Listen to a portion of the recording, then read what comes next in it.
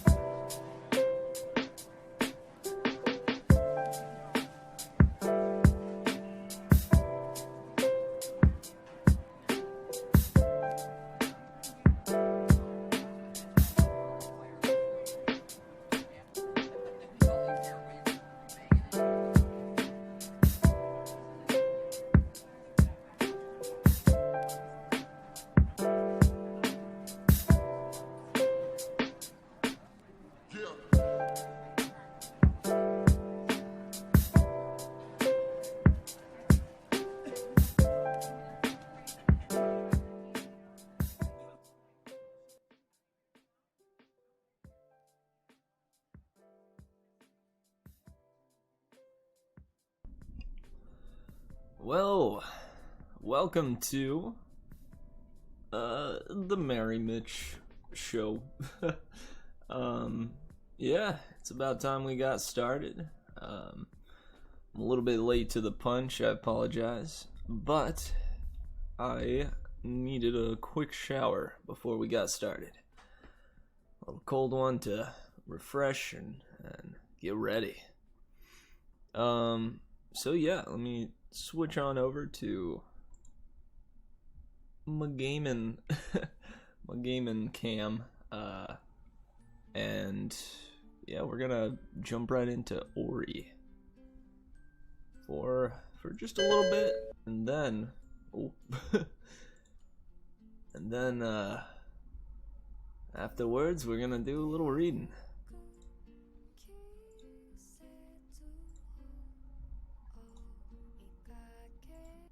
I'm gonna pause the music here and load her up.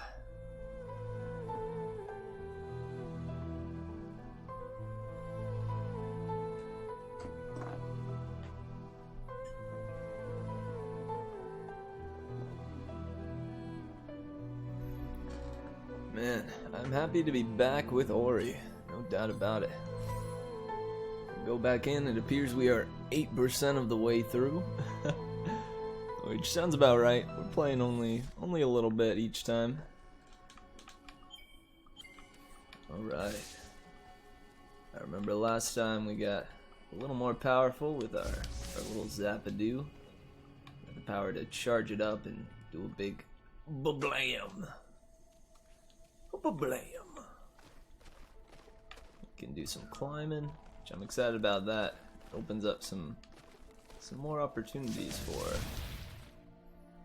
Oh goodness, you guys break off into bits and pieces.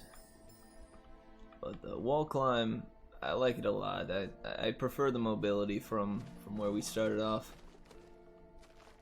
But I also feel as though, you know, the having me start off without it has me appreciate it more now, you know?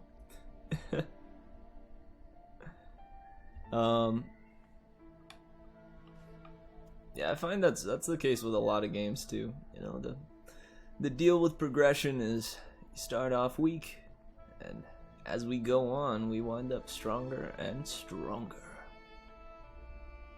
which is a pretty beautiful thing. And this one here really is a, you know, I mean, Ori friggin' died. Oh. Ah, yay. Gosh, there are so many. Stop. Alright, where was that life thingamabob? Jump back up there. Yeah. Whoop. Thank you, life plant.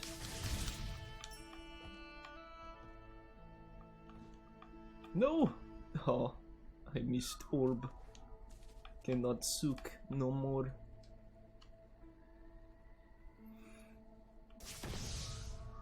Here are kablam!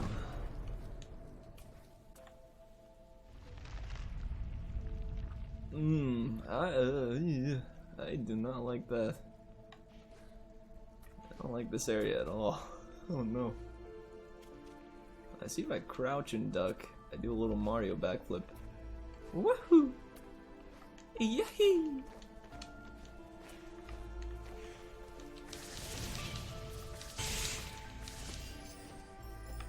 Okay. Oh, don't got enough of those yet. Oh, I won't even ever be able to have enough until I get more of them. Frick, yeah, I just realized this is, I'm required to get those blue things in my little hotbar there. I would need to have 5 total. Can I zap that? What happens if I touch it? I can I can in fact do that. Question is, do I want to? No.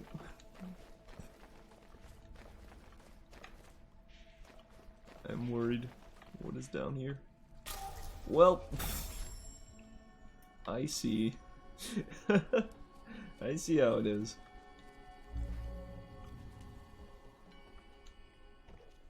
I see. From 7-Eleven. I haven't had an icy in ages.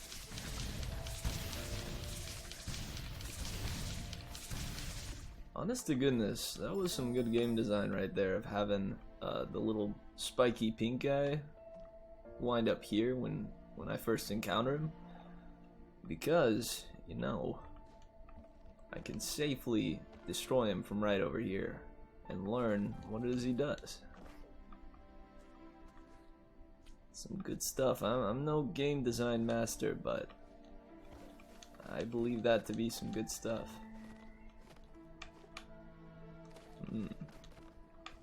Is this at all possible? Here. I want it so bad. Come on. Come on. Yeah, nah. I think not.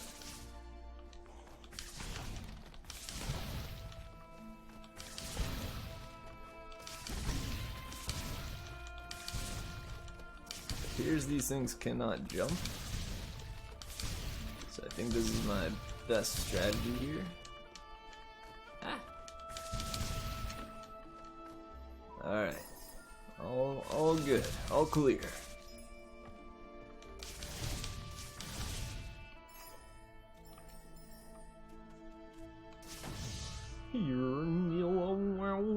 Kablam!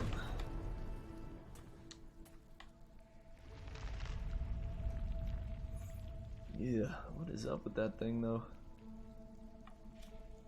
So down there is most definitely not an option from what I can tell. Might be able to make it over to the side if I jump, but I think it would be best to explore up this way first.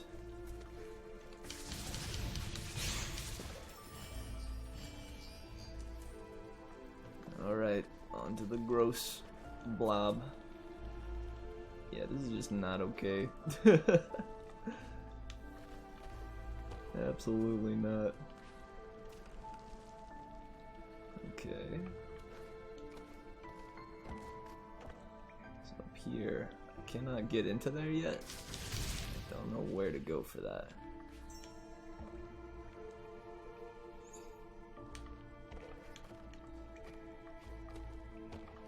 Alright, going over this way then.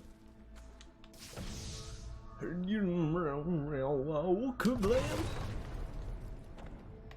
Wappo, kablamo, shazamo. Okay, I can go down here. I'm gonna want to jump from up here. Oh! Ow. Nice. Life cell. Very good. Very nice.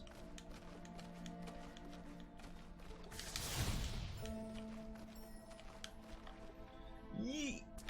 Whew. Man, these jumps are getting a little more tight, aren't they? Ow. Hey. Hey, you. Stop that. You stop that right now. Okay, I may have to go down this way. Yeah. Yeah, it appears so. Gotta get over that way. Unless I'm meant to go... but I believe that way's blocked off, right? Surely they don't mean for me to go all the way back down there. Not entirely sure, but hey. Who knows? Okay, so I'm gonna try this. God, but how? But how though? Yeah. Nope. Nope. Nope. Nope. Rats. Is that the way to go or not?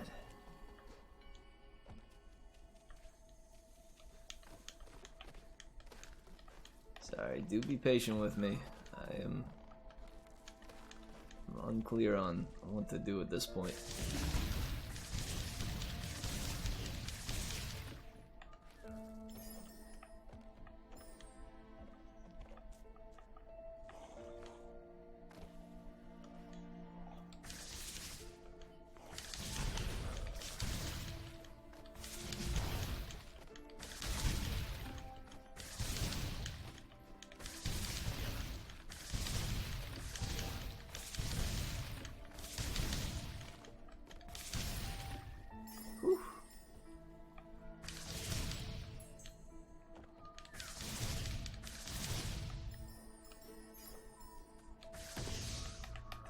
Hey yo yo yo oh yeah! Oh yeah!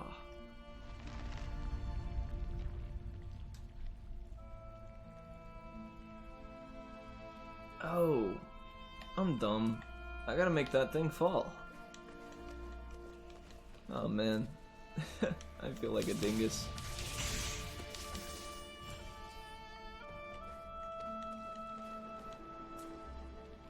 The only question is how.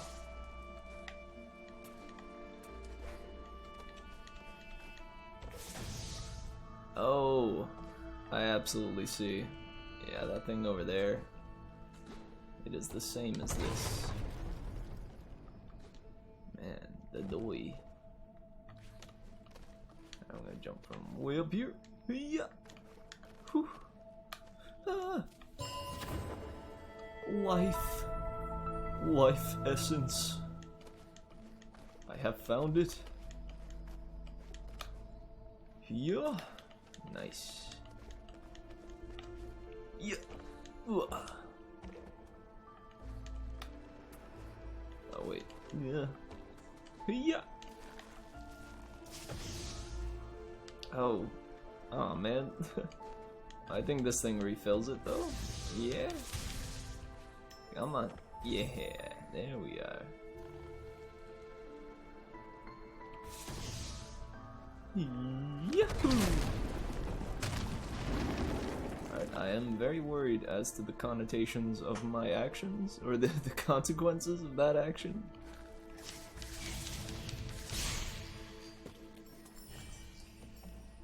Tell me just how many spiders exploded from that thing.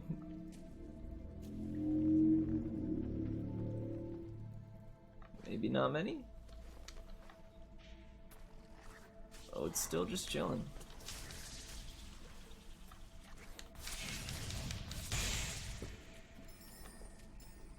Alright, nice. We made it over here.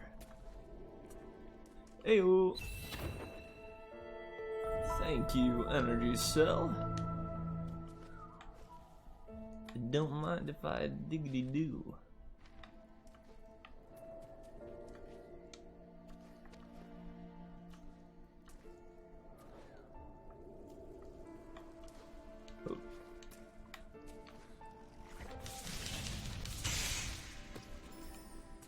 I'm quite surprised though that I am more scared of the frogs from the first area than I am of these spiders. I don't know if that's just because spiders don't faze me all that much, but and man, frogs are meant like I like in real life I like frogs more than spiders. But when it comes to scary things, I think when something that is pleasant and beautiful, like a frog, is made to be very frightening and spooky and intimidating, it kind of ups the ante for the fear factor, you know? It's at least my take on it. Nope. Wahaha. Alright, I think I'm going to do a save here pretty soon. I gotten fairly far, so I wanna make sure that I do in fact save. What is this here for?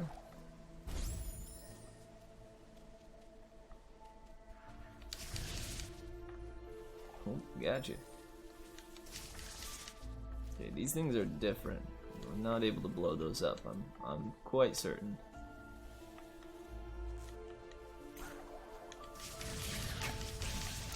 Oh, it's these goobers again.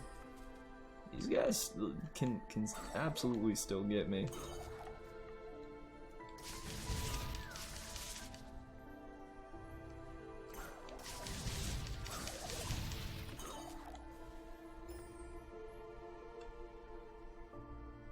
I'm quite glad that there are more of these little bouncy things. They're just fun. Yahoo! Wacky!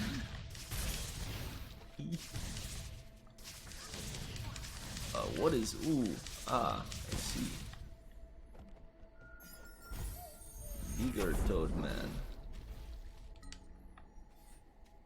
I do not have that yet.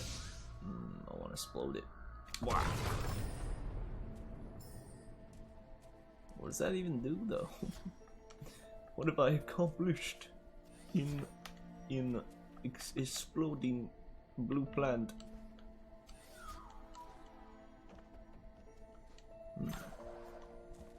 Well, up I go.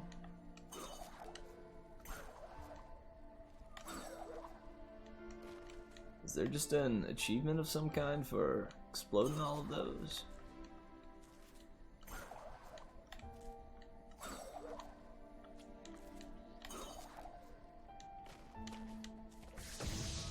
I don't know, but I am in fact gonna explode them.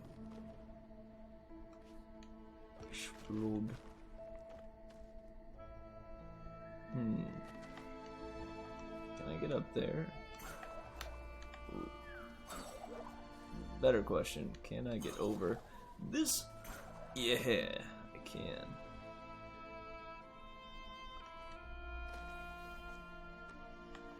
Yeah. Hey, there's that map fragment. Let's go.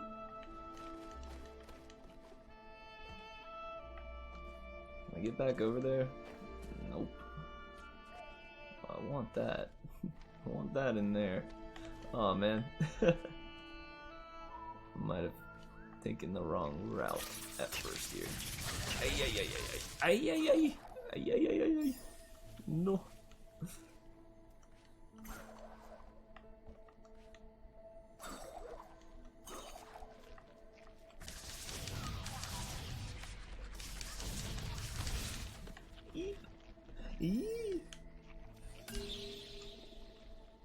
Alright, this is gonna help out a lot. Show me the way.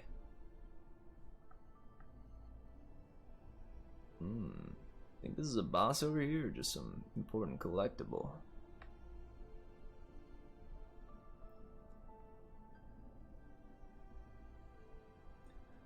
Oh. So that's an underwater segment? So I'm pretty convinced I gotta be able to swim at some point. Or he gets some kind of swim move.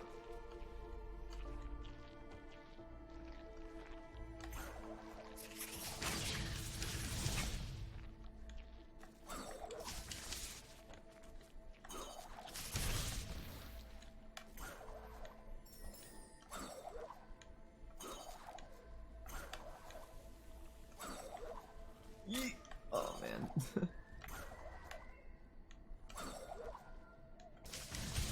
There we go. Oh man, this is like a whole new section.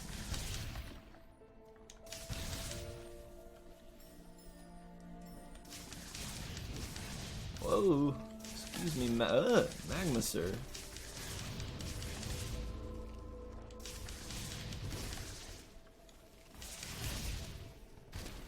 Yikes. Ay, ay, ay, ay, ay.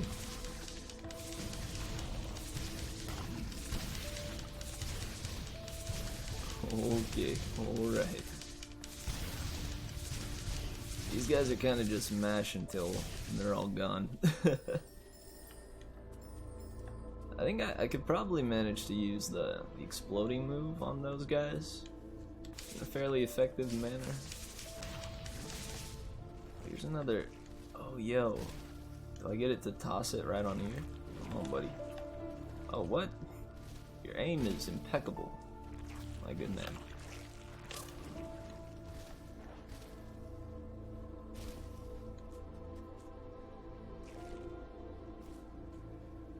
If I just stand here. Hello. There we go. Nope. That was not the thing to do. Man. Yeah. Excuse me?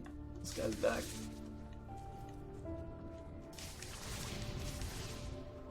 You need to be extra careful here.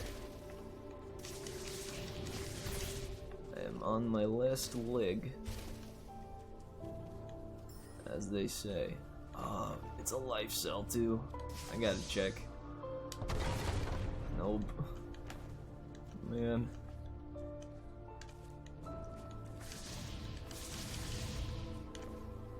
I want in there. Excuse me? Excuse me? Well, that worked out nicely. Thanks, man. Sick. Alright, do I have another? I do, nice. Okay. Creating a soul link restores a life cell. That could be good. I also kind of want the magnet though.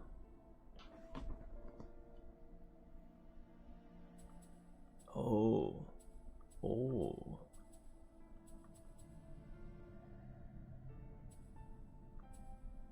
Nah, I'm getting this.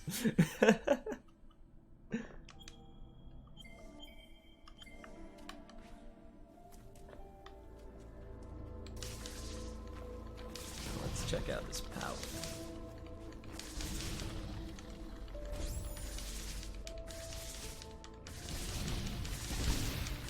Oh yeah. Oh yeah. Oh man. Yes. Yes indeed. Alright, we went ahead and saved. It's getting to about that time. Like I said, I started a little late, so I went a little late with Ori. But it's getting to be about time we got to reading. So yeah, right on. I'm gonna exit. Kerblomp. And kablib.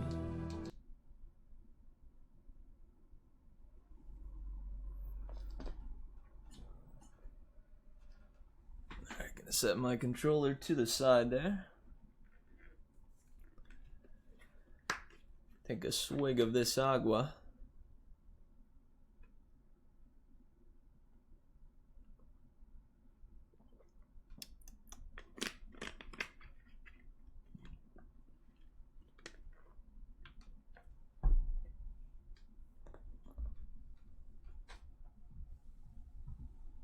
Alright, I'm gonna do a BRB real quick, but as soon as I'm back, I'm gonna start the reading. You'll know that I'll be back very soon because I'll go ahead and start the intro song, the intro theme. I believe I wound up calling that song, if anybody was interested, I called it Unfold by Mary Mitch. Okay, sweet. I'll be right back. I'm gonna turn on some tunes for everybody, and I'll be right back. See you soon.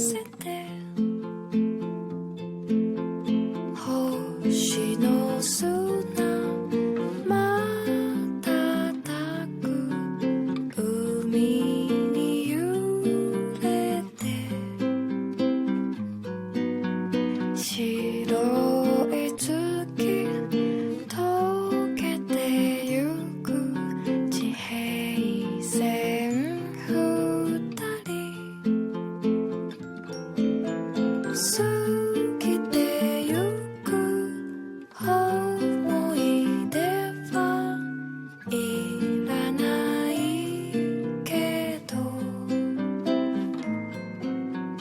時の音消えぬよ声を聞かせて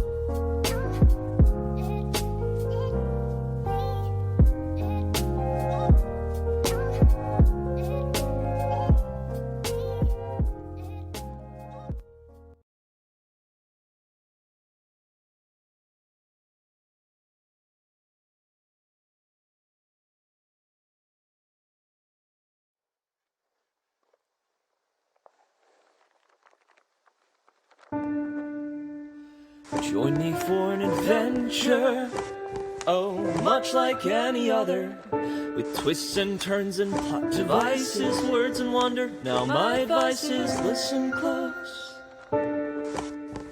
What makes this story different is the teller and the told. This one's ours and it's waiting to unfold.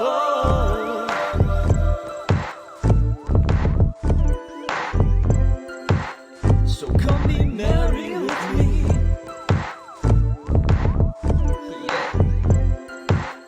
Oh, come be merry with me.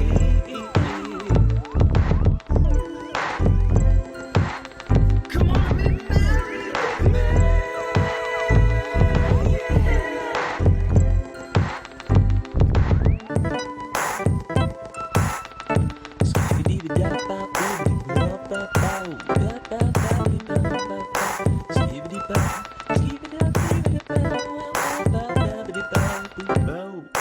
Join me for an adventure, oh, much like any other, with twists and turns and plot devices, words and wonder. Now my advice is listen close.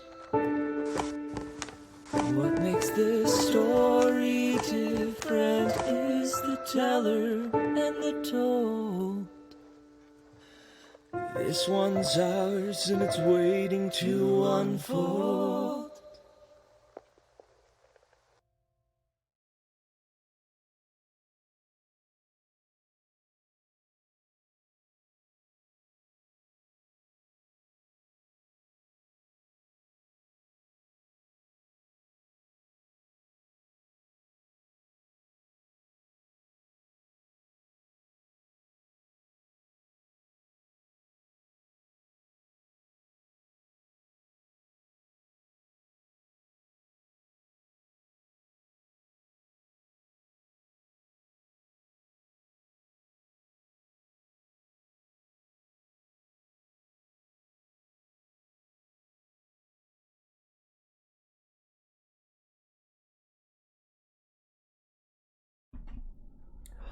Well, well, what do we have here?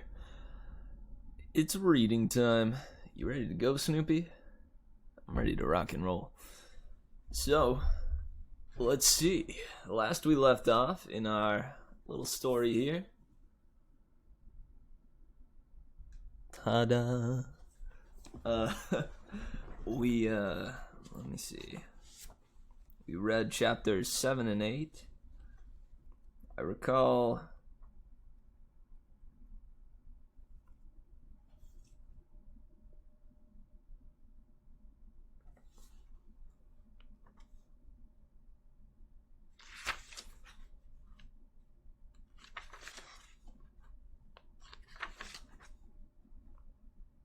That's right. In chapter 7, I know Percy got a little update on what it means to be a year-rounder, and also what it means to be a demigod.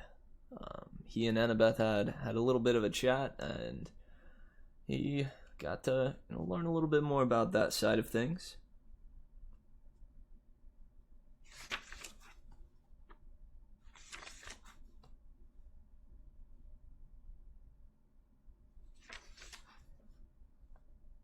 He also learned of the traditions when it comes to their meals, where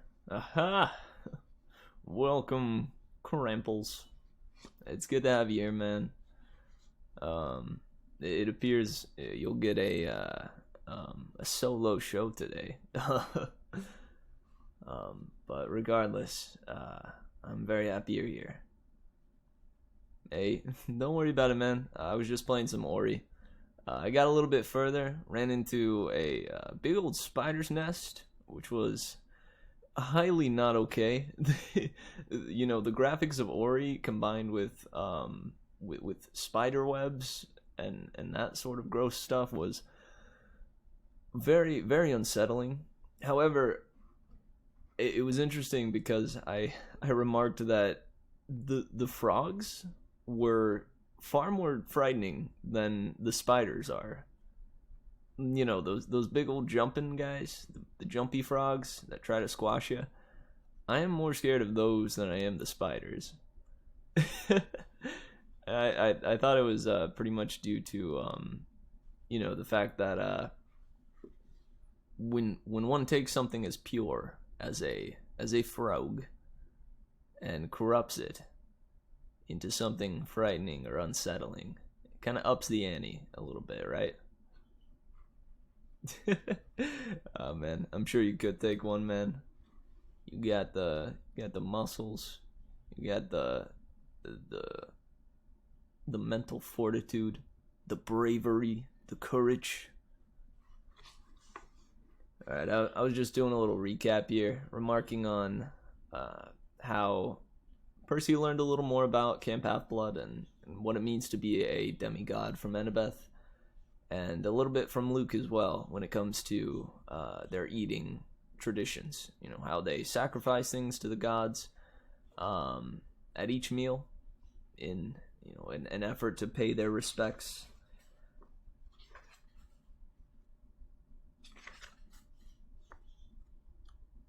He also learned about what it means to be a child of the Big Three and their oath. How the Big Three, Zeus, Poseidon, and Hades, after World War II, I believe it was, they decided to take an oath of celibacy, and they swore on the stakes that they would never have another child again with a mortal woman. But Zeus saw that big-haired woman on the telly and just couldn't help himself, so he broke the vow, and from there opened up a whole can of worms, where we learned a little more about Thalia and her story.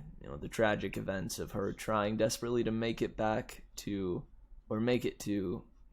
Camp Half-Blood, but sacrificing herself in an effort to save her friends.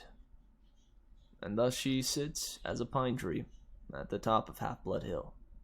And that's where we derived its name.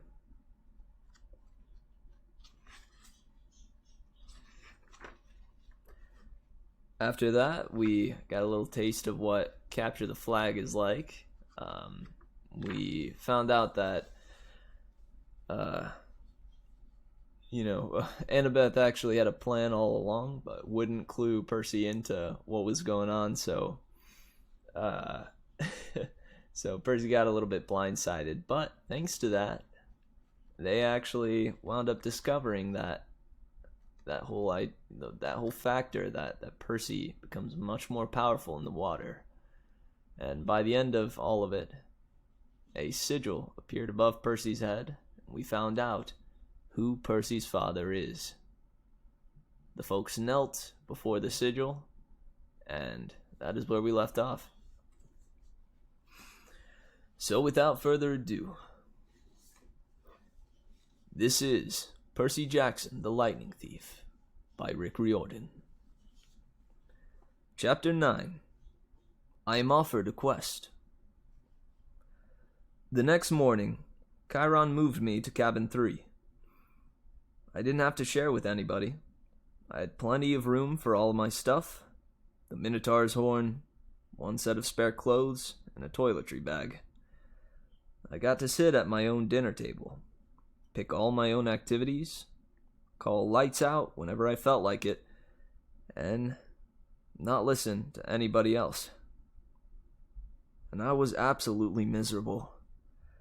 Just when I'd started to feel accepted, to feel I had a home in Cabin 11, and I might be a normal kid, or as normal as you can be when you're a half-blood, I'd been separated out from them as if I had some rare disease. Nobody mentioned the Hellhound, but I got the feeling they were all talking about it behind my back. The attack had scared everybody. It sent 2 messages. 1, that I was the son of the sea god, and 2, monsters would stop at nothing to kill me. They could even invade a camp that had always been considered safe. The other campers steered clear of me as much as possible. Cabin 11 was too nervous to have swords class with me after what I'd done to Ares folks in the woods. So my lessons with Luke became one-on-one. He pushed me harder than ever, and wasn't afraid to bruise me up in the process.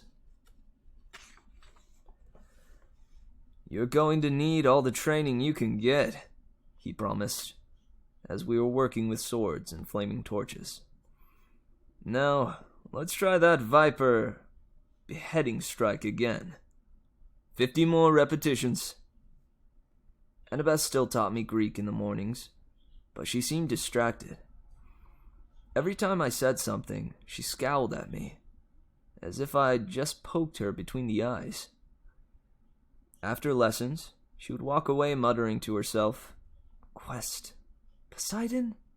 Dirty rotten. Got to make a plan." Even Clarice kept her distance, though her venomous looks made it clear she wanted to kill me for breaking her magic spear. I wish she would just yell or punch me or something. I'd rather get into fights every day than be ignored. I knew somebody at camp resented me, because one night I came into my cabin and found a mortal newspaper dropped inside the doorway. A copy of the New York Daily News, open to the Metro page. The article took me almost an hour to read, because the angrier I got, the more words floated around on the page. "Boy and mother still missing after freak car accident," by Eileen Smith. Sally Jackson and son Percy are still missing 1 week after their mysterious disappearance. The family's badly burned '78 Camaro was discovered last Saturday on a North Long Island road with the roof ripped off and the front axle broken. The car had flipped and skidded for several hundred feet before exploding. Mother and son had gone for a weekend vacation to Montauk, but left hastily under mysterious circumstances. Small traces of blood were found in the car and near the scene of the wreck, but there were no other signs of the missing Jacksons. Residents in the rural area reported seeing nothing unusual around the time of the accident. Miss Jackson's husband, Gabe Ugliano, claims that his stepson, Percy Jackson, is a troubled child who has been kicked out of numerous boarding schools and has expressed violent tendencies in the past. Police would not say whether son Percy is a suspect in his mother's disappearance, but they have not ruled out foul play. Below are recent pictures of Sally Jackson and Percy. Police urge anyone with information to call the following toll-free Crime Stoppers hotline. The phone number was circled in black marker. I wadded up the paper and threw it away, then flopped down in my bunk bed in the middle of my empty cabin. "Lights out," I told myself miserably. That night, I had my worst dream yet. I was running along the beach in a storm. This time, there was a city behind me. Not New York. The sprawl was different. Buildings spread farther apart, palm trees, and low hills in the distance. About 100 yards down the surf, two men were fighting. They looked like TV wrestlers, muscular, with beards and long hair. Both wore flowing Greek tunics, one trimmed in blue, the other in green. They grappled with each other, wrestled, kicked, and headbutted, and every time they connected, lightning flashed. The sky grew darker, and the wind rose. I had to stop them. I didn't know why, but the harder I ran, the more the wind blew me back, until I was running in place, my heels digging uselessly in the sand. Over the roar of the storm, I could hear the blue-robed one yelling at the green-robed one. "Give it back! Give it back!" Like a kindergartner fighting over a toy. The waves got bigger, crashing into the beach, spraying me with salt. I yelled, "Stop it! Stop fighting!" The ground shook. Laughter came from somewhere under the earth, and a voice so deep and evil, it turned my blood to ice. "Come down, little boy," the voice crooned. "Come down." The sand split beneath me, opening up a crevice straight down to the center of the earth.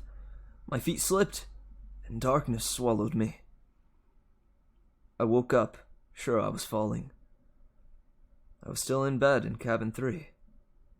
My body told me it was morning, but it was dark outside, and thunder rolled across the hills. A storm was brewing. I hadn't dreamed of that. I heard a clopping sound at the door, a hoof knocking on the threshold. "Come in?" Grover trotted inside, looking worried. "Mr. D wants to see you." "Why?" "He wants to kill... I'd better let him tell you." Nervously, I got dressed and followed, sure that I was in huge trouble. For days, I'd been half expecting a summons to the big house. Now that I was declared a son of Poseidon, one of the big 3 gods who weren't supposed to have kids, I figured it was a crime for me just to be alive.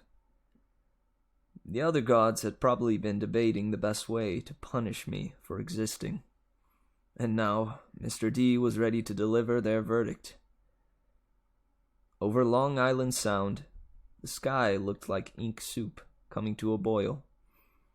A hazy curtain of rain was coming in our direction. I asked Grover if we needed an umbrella. "No," he said. "It never rains here unless we want it to." I pointed at the storm. "What the heck is that, then?" He glanced uneasily at the sky. "It'll pass around us. Bad weather always does." I realized he was right. In the week I'd been here, it had never, ever been overcast. The few rain clouds I'd seen had skirted right around the edges of the valley. But this storm, this one was huge.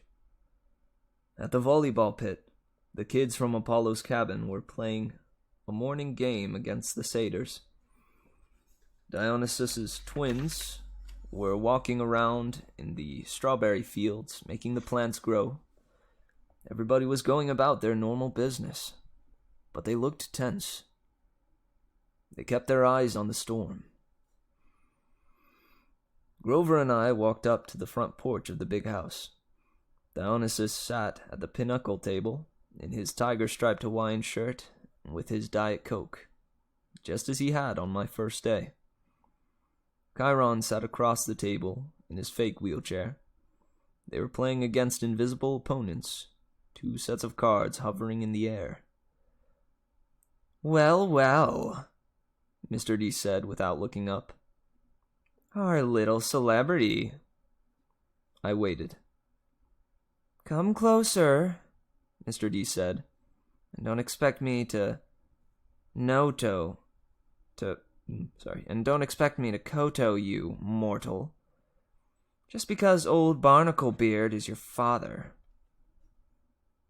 A net of lightning flashed across the clouds.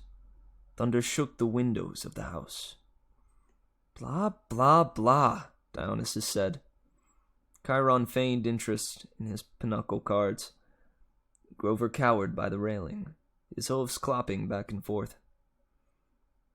"If I had my way," Dionysus said, "I would cause your molecules to erupt in flames. We'd sweep up the ashes and be done with a lot of trouble. But Chiron seems to feel this would be against my mission at this cursed camp to keep you little brats safe from harm." Spontaneous combustion is a form of harm, Mr. D, Chiron put in. "Nonsense," Dionysus said. "Boy wouldn't feel a thing. Nevertheless, I've agreed to restrain myself. I'm thinking of turning you into a dolphin instead, sending you back to your father." "Mr. D," Chiron warned. "Oh, all right," Dionysus relented. "There's one more option, but it's deadly foolish."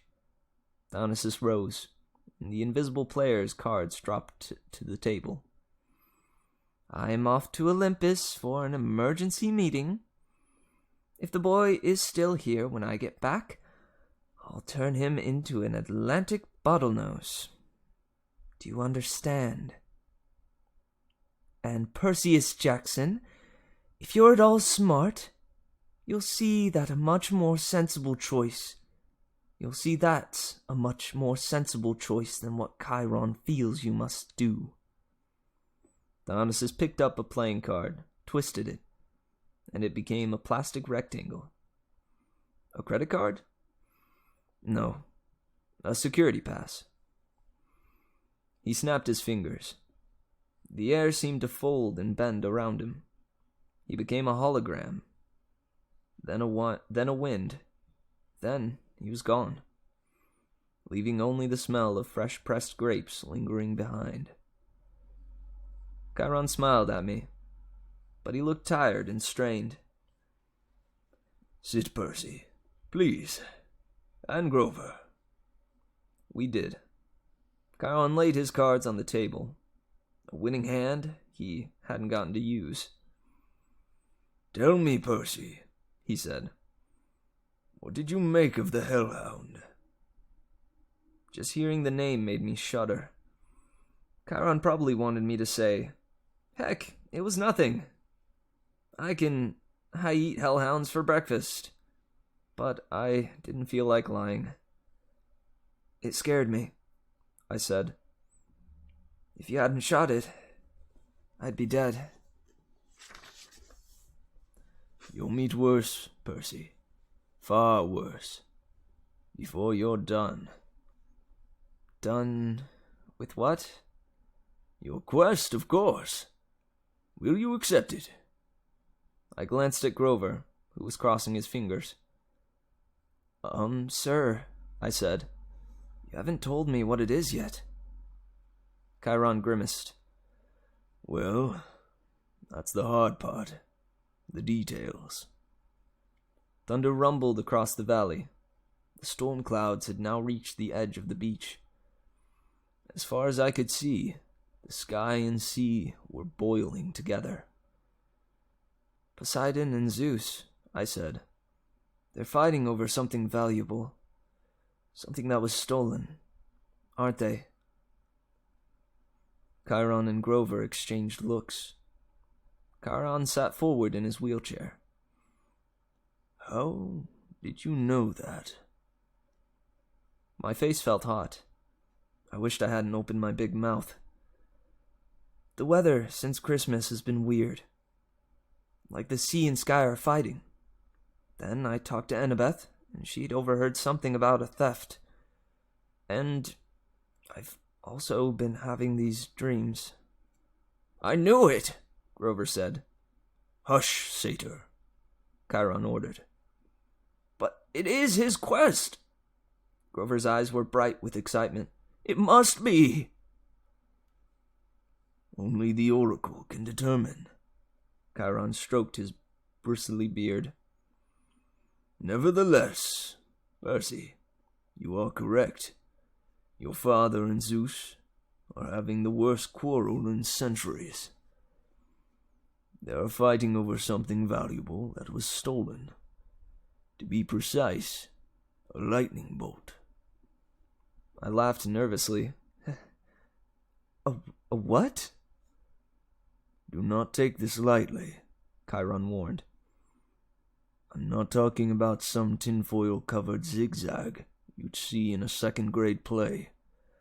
I'm talking about a 2-foot-long cylinder of high-grade celestial bronze, caped on both ends with god-level explosions." "Oh." "Zeus's master bolt," Chiron said, getting worked up now. "The symbol of his power, from which all other lightning bolts are patterned. The first weapon made by the Cyclops for the war against the Titans. The bolt that sheared the top of the Mount Etna and hurled Kronos from his throne.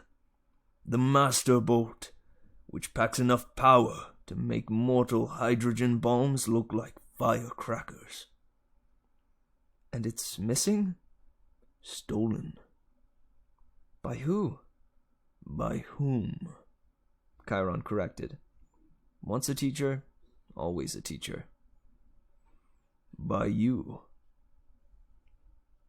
My mouth fell open. "At least," Chiron held up a hand, "that's what Zeus thinks. During the winter solstice, at the last council of the gods, Zeus and Poseidon had an argument. The usual nonsense. Mother Rhea always liked you best. Air disasters are more spectacular than sea disasters, etc., etc. Afterward, Zeus realized his master bolt was missing, taken from the throne room under his very nose. He immediately blamed Poseidon. Now, a god cannot usurp another god's symbol of power directly. That is forbidden by most ancient and divine laws. But Zeus believes your father convinced a human hero to take it." "But I didn't—" "Patience and listen, child," Chiron said. "Zeus has good reason to be suspicious. The forges of the Cyclops are under the ocean, which gives Poseidon some influence over the makers of his brother's lightning. Zeus believes Poseidon has taken the master bolt, and is now secretly having the Cyclops build an arsenal of illegal copies, which might be used to topple Zeus from his throne. The only thing Zeus wasn't sure about was which hero Poseidon used to steal the bolt. Now Poseidon has only claimed you as his son, or has openly claimed you as his son. You were in New York over the winter holidays. You could easily have snuck into Olympus. Zeus believes he has found his thief." "But I've never even been to Olympus. Zeus is crazy." Chiron and Grover glanced nervously at the sky. The clouds didn't seem to be parting around us. And as Grover had promised, they were rolling straight over the valley, sealing us in like a coffin lid. Percy, Grover said, we don't use the C word to describe the Lord of the Sky. Perhaps paranoid? Chiron suggested. Then again, Poseidon has tried to unseat Zeus before. I believe that was question 38 on your final exam. He looked at me as if he actually expected me to remember question 38. How could anyone accuse me of stealing a god's weapon? I couldn't even steal a slice of pizza from Gabe's poker party without getting busted. Chiron was waiting for an answer. Something about a golden net, I guessed. Poseidon and Hera and a few other gods, they trapped Zeus and wouldn't let him out until he promised to be a better ruler, right? Correct, Chiron said. And Zeus has never trusted Poseidon since. Of course, Poseidon denies stealing the master bolt. He took great offense at the accusation. The two of them have been arguing back and forth for months, threatening war. And now you've come along, the proverbial last straw. But I'm just a kid. Percy, Grover cut in. If you were Zeus, and you already thought your brother was plotting to overthrow you, then your brother suddenly admitted he had broken the sacred oath he took after World War II. That he's fathered a new mortal hero who might be used as a weapon against you. Wouldn't that put a twist in your toga? But I didn't do anything. Poseidon, my dad, he didn't really have this master bolt stolen, did he? Chiron sighed. Most thinking observers would agree that thievery is not Poseidon's style. But the sea god is too proud to try convincing Zeus of that. Zeus has demanded that Poseidon return the bolt by the summer solstice. That's June 21st. Not but 10 days from now. Poseidon wants an apology for being called a thief by the same date.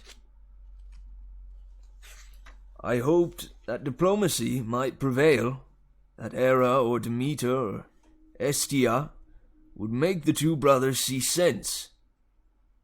But your arrival has inflamed Zeus's temper. Now neither god will back down. Unless someone intervenes, unless the master bolt is found and returned to Zeus before the solstice, there will be war. And do you know what a full-fledged war would look like, Percy? Bad, I guessed. Imagine the world in chaos. Nature at war with itself. Olympians forced to choose sides between Zeus and Poseidon. Destruction. Carnage. Millions dead. Western civilization turned into a battleground so big it will make the Trojan War look like a water balloon fight. Bad, I repeated.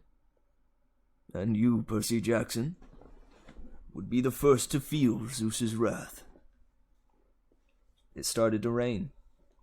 Volleyball players stopped their game and stared in stunned silence at the sky. I had brought this storm to Half-Blood Hill. Zeus was punishing the whole camp because of me. I was furious. So I have to find the stupid bolt, I said, and return it to Zeus. What better peace offering, Chiron said, than to have the son of Poseidon return Zeus's property? If Poseidon doesn't have it, where is the thing? I believe I know. Chiron's expression was grim. Part of a prophecy I had years ago. Well, some of the lines make sense to me now. But before I can say more, you must officially take up the quest. You must seek the counsel.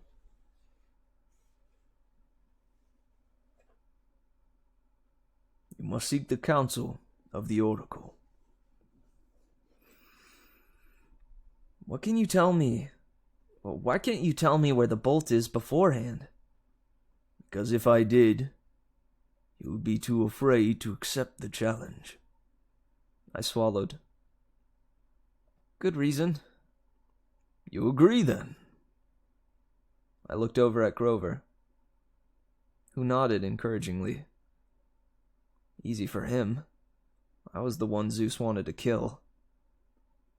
All right, I said. It's better than being turned into a dolphin. Then it's time you consulted the Oracle, Chiron said. Go upstairs, Percy Jackson, to the attic. When you come back down, assuming you're still sane, we will talk more. 4 flights up, the stairs ended under a green trapdoor. I pulled the cord. The door swung down, and a wooden ladder clattered into place. The warm air from above smelled like mildew and rotten wood, and something else. A smell I remembered from biology class. Reptiles. The smell of snakes. I held my breath and climbed.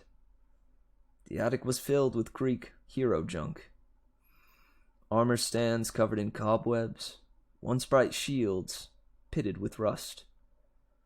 Old leather steamer trunks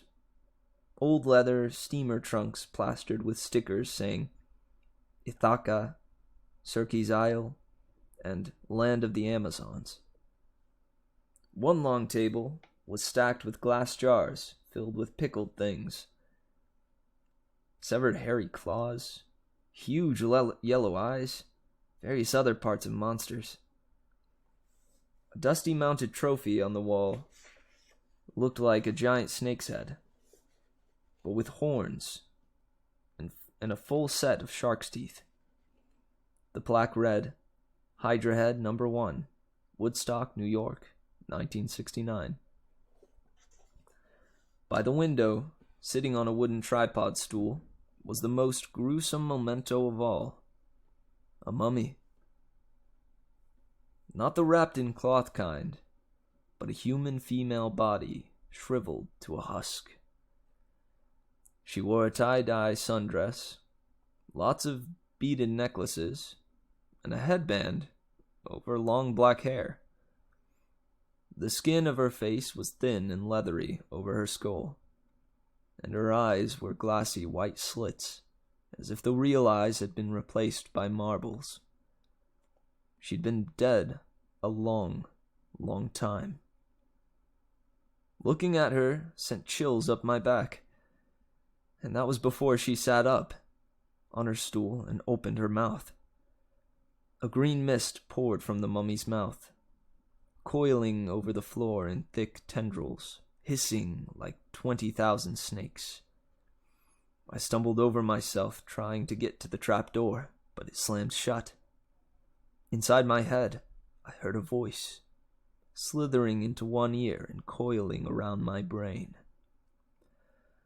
I am the spirit of Delphi, speaker of prophecies, of Phoebus Apollo, slayer of the mighty Python. Approach, seeker, and ask. I wanted to say, no thanks, wrong door, just looking for the bathroom, but I forced myself to take a deep breath. The mummy wasn't alive. She was some kind of gruesome receptacle for something else, the power that was now swirling around me in the green mist. But its presence didn't feel evil, like my demonic math teacher, Mrs. Dodds, or the Minotaur. It felt more like the 3 fates I'd seen knitting the yarn outside the highway fruit stand. Ancient, powerful, and definitely not human. But not particularly interested in killing me either.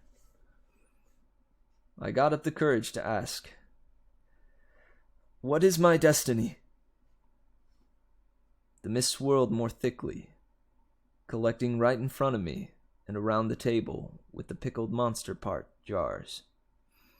Suddenly, there were 4 men sitting around the table playing cards. Their faces became clearer. It was Smelly Gabe and his buddies.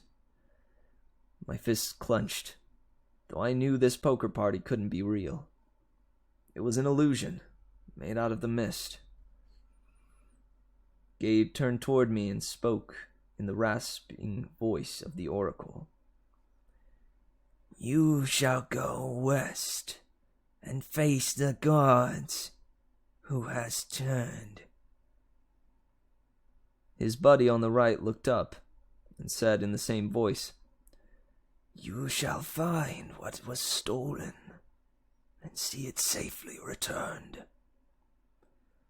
The guy on the left threw in 2 poker chips, then said, "You shall be betrayed by one who calls you a friend." Finally, Eddie, our building super, delivered the worst line of all. "And you shall fail to save what matters most in the end." The figures began to dissolve. At first, I was too stunned to say anything. But as the mist retreated, coiling into a huge green serpent and slithering back into the mouth of the mummy, I cried, "Wait! What do you mean? What friend? What will I fail to save?" The tail of the mist snake disappeared into the mummy's mouth. She reclined back against the wall, her mouth closed tight, as if it hadn't been opened in 100 years. The attic was silent again, abandoned, nothing but a room full of mementos. I got the feeling that I could stand here until I had cobwebs too, and I wouldn't learn anything else.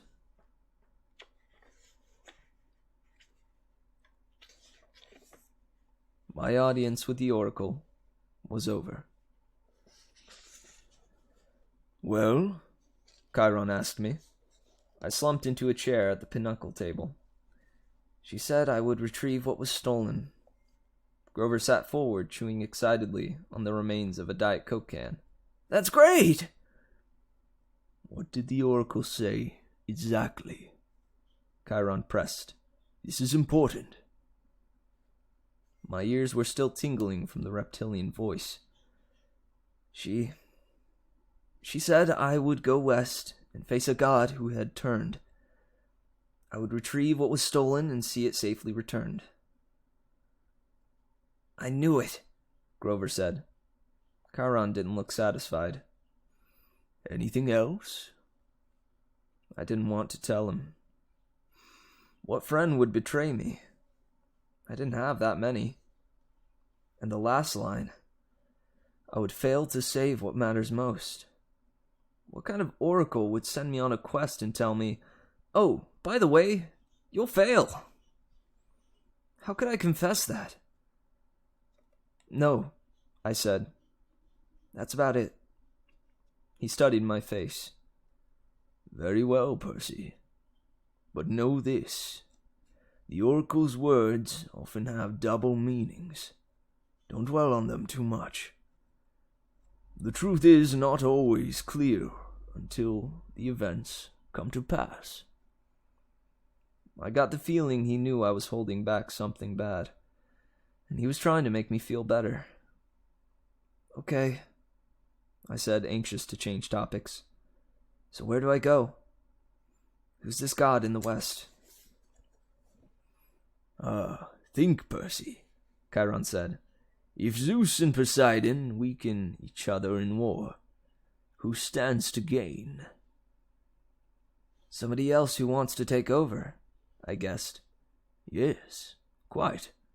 Someone who harbors a grudge, who has been unhappy with his lot since the world was divided eons ago, whose kingdom would grow more powerful with the deaths of millions. Someone who hates his brothers for forcing him into an oath to have no more children. An oath that both of them have now broken. I thought about my dreams. The evil voice that had spoken from under the ground. Hades. Chiron nodded. The Lord of the Dead is the only possibility. A scrap of aluminum dribbled out of Grover's mouth. Whoa! Wait. What? A fury came after Percy, Chiron reminded him. She watched the young man until she was sure of his identity. Then tried to kill him. Furies obey only one lord. Hades. Yes, but Hades hates all heroes, Grover protested. Especially if he had found out Percy is the son of Poseidon. A hellhound got into the forest, Chiron continued. Those can only be summoned from the fields of punishment. And it had to be summoned by someone within the camp. Hades must have a spy here. He must suspect Poseidon will try to use Percy to clear his name. Hades would very much like to kill this young half-blood before he can take on a quest. Great, I muttered. That's two major gods who want to kill me. But a quest to... Grover swallowed. I mean, couldn't the Master Bolt be in some place like Maine?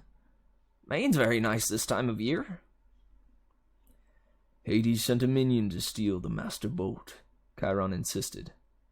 He hid it in the underworld, knowing full well that Zeus would blame Poseidon. I don't pretend to understand the Lord of the Dead's motives perfectly, or why he chose this time to start a war. But one thing is certain. Percy must go to the underworld, find the Master Bolt, and reveal the truth. A strange fire burned in my stomach. The weirdest thing was, it wasn't fear. It was anticipation. The desire for revenge. Hades had tried to kill me 3 times so far. With the Fury, the Minotaur, and the Hellhound. It was his fault my mother had disappeared in a flash of light. Now he was trying to frame me and my dad for a theft we hadn't committed. I was ready to take him on. Besides, if my mother was in the underworld... Whoa, boy, said the small part of my brain that was still sane. You're a kid. Hades is a god. Grover was trembling. He started eating pinnacle cards like potato chips. The poor guy needed to complete a quest with me so he could get his searcher's license, whatever that was. But how could I ask him to do this quest? Especially when the Oracle said I was destined to fail.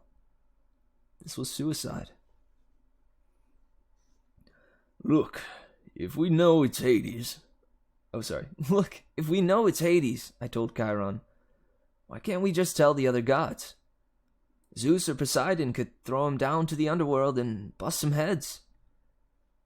Suspecting and knowing are not the same, Chiron said. Besides, even if the other gods suspect Hades, I imagine Poseidon does, they couldn't retrieve the bolt themselves. Gods cannot cross each other's territories, except by an invitation. That is another ancient rule. Heroes, on the other hand, have certain privileges. They can go anywhere, challenge anyone, as long as they're bold enough and strong enough to do it. No god can be held responsible for a hero's actions. Why do you think the gods always operate through humans? You're saying I'm being used. I'm saying it's no accident Poseidon has claimed you now. It's a very risky gamble, but he's in a desperate situation. He needs you. My dad needs me. Emotion rolled around inside me like bits of glass in a kaleidoscope. I didn't know whether to feel resentful, or grateful, or happy or angry. Poseidon had ignored me for 12 years. Now, suddenly, he needed me. I looked at Chiron. You've known I was Poseidon's son all along, haven't you? I had my suspicions. As I said, I've spoken to the Oracle too. I got the feeling there was a lot he wasn't telling me about his prophecy. But I decided I couldn't worry about that right now. After all, I was holding back information too. So let me get this straight, I said. I'm supposed to go to the underworld and confront the Lord of the Dead. Check, Chiron said. Find the most powerful weapon in the universe. Check. And get it back to Olympus before the summer solstice in 10 days. That's about right. I looked at Grover, who gulped down the ace of hearts. Did I mention that Maine is very nice this time of year? He asked weakly. You don't have to go, I told him. I can't ask that of you. Oh, he shifted his hooves. No, it's just that satyrs and underground places. Well, he took a deep breath, then stood, brushing the shredded cards and aluminum bits off his t-shirt. You saved my life, Percy. If you're serious about wanting me along, I won't let you down. I felt so relieved I wanted to cry, though I didn't think that would be very heroic. Grover was the only friend I'd ever had for longer than a few months. I wasn't sure what good a satyr could do against the forces of the dead, but I felt better knowing he'd be with me. All the way, G-Man, I turned to Chiron. So where do we go? The Oracle just said to go west. The entrance to the underworld is always in the west. It moves from age to age, just like Olympus. Right now, of course, it's in America. Where? Chiron looked surprised. I thought that would be obvious enough. The entrance to the underworld is Los Angeles. Oh, I said. Naturally. So we just get on a plane? No! Grover shrieked. Percy, what are you thinking? Have you ever been on a plane in your life? I shook my head, feeling embarrassed. My mom had never taken me anywhere by plane. She'd always said we didn't have the money. Besides, her parents had died in a plane crash. Percy, think, Chiron said. You are the son of the sea god. Your father's bitterest rival is Zeus, Lord of the sky. Your mother knew better than to trust you in an airplane. You would be in Zeus's domain. You would never come down again alive. Overhead, lightning crackled. Thunder boomed. Okay, I said, determined not to look at the storm.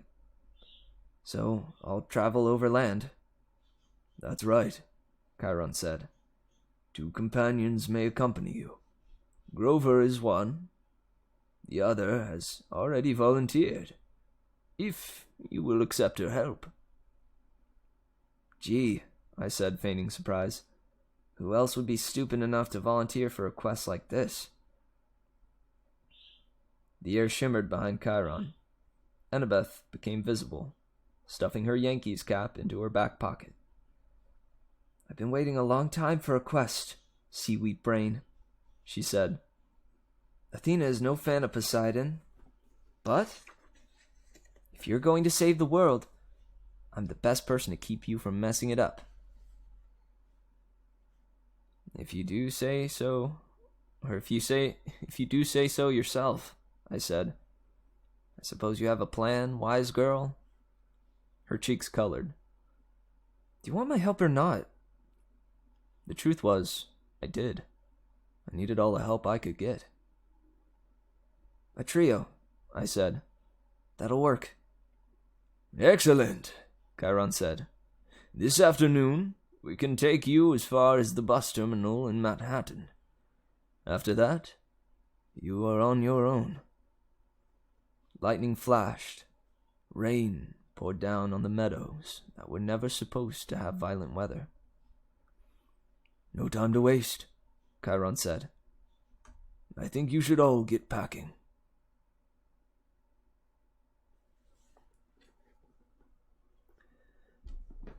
And that ends chapter 9.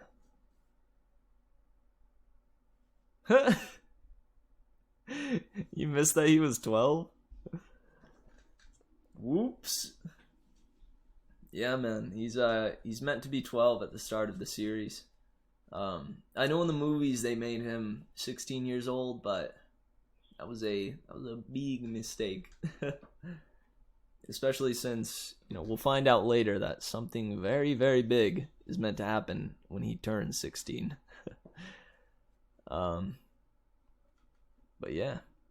Oh, and thanks, B1s. I appreciate your support. That chapter felt good. I know we don't have too many folks around this time, but I'm quite proud of that one. I'm digging my Chiron voice, if I'm being honest. And man, that scene with the Oracle was, it gave me some chills. Did you guys like the whispering voice, or was it, I don't know, was it too quiet or something like that?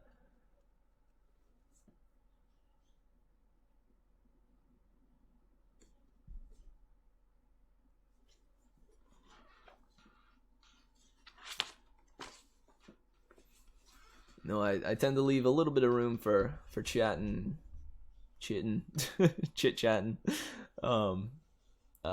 before I take the little break before the next chapter. Anybody got anything they wanted to mention, or anything they feel was, I don't know, prominent or important about this chapter? I know that I'd forgotten that the Oracle was a straight up a corpse. I had actually entirely forgotten about that. I remember though reading it for the first time. When I came to that chapter, I say I got chills this time around. When I didn't really, but when I was younger, I'm pretty sure I genuinely got chills when I came to this chapter. That whole idea of walking in, because when I'm 12 reading this, right? Like I of course put myself in Percy's shoes. The idea of going into an attic, right? Like this place that has already got a stigma of being creepy and spooky. And then to find a mummy corpse there that opens its mouth, like leans forward, and then a green mist, like in the shape of a snake, comes out. I mean, all of that really, I mean, it surely didn't faze me. Or it surely did faze me. Goodness. That was quite wild. I don't know. It may be like, we may be able to put it off as not that bad, now that we're more adulty and older. But I certainly know when I was younger, that was intense.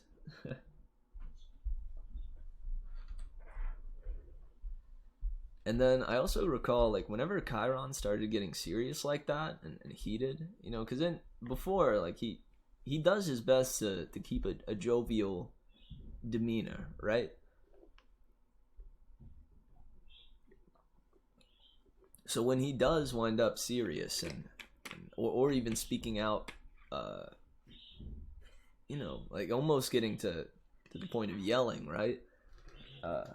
Getting excited in his talk. It really, I think, causes like a bigger impact.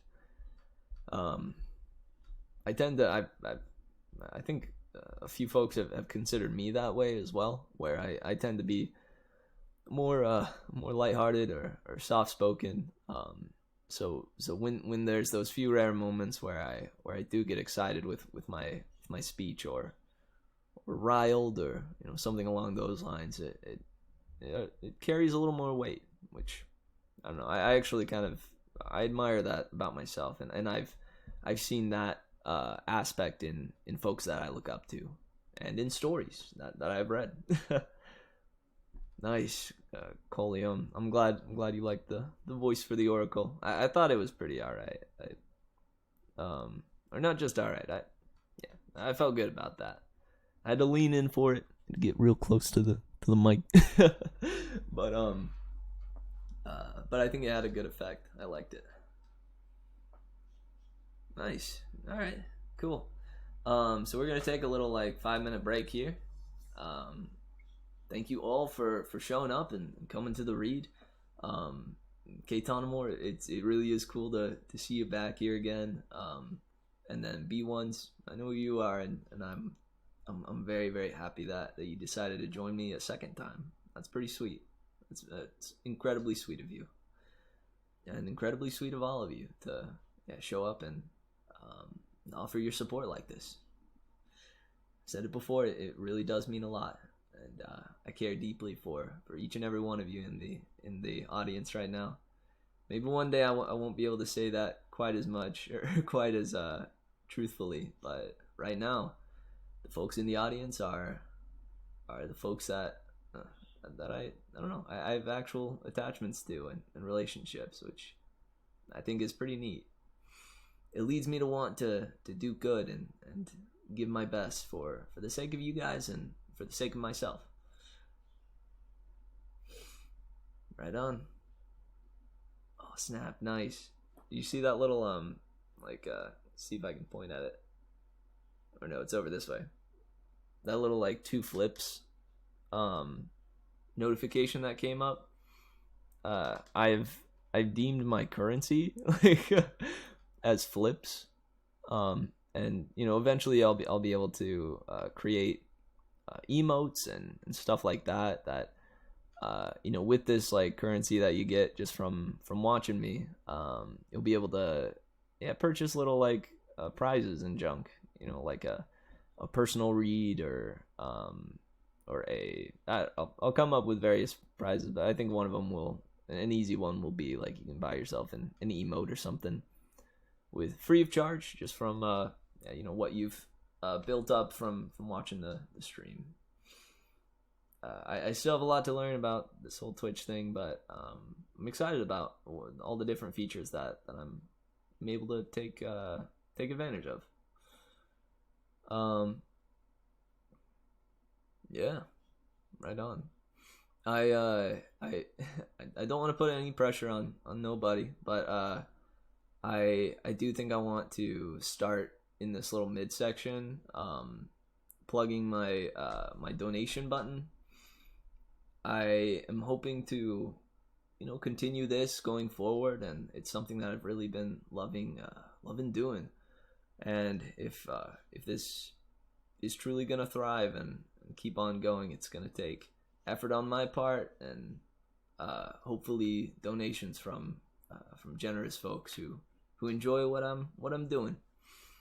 So if you look down below, there's a little GIF that you can click on, and you may, or it's actually just a pic, sorry, of a dude looking at books. It says "Send dough for the meadow," because my Discord server and my I consider kind of the space the merry meadow.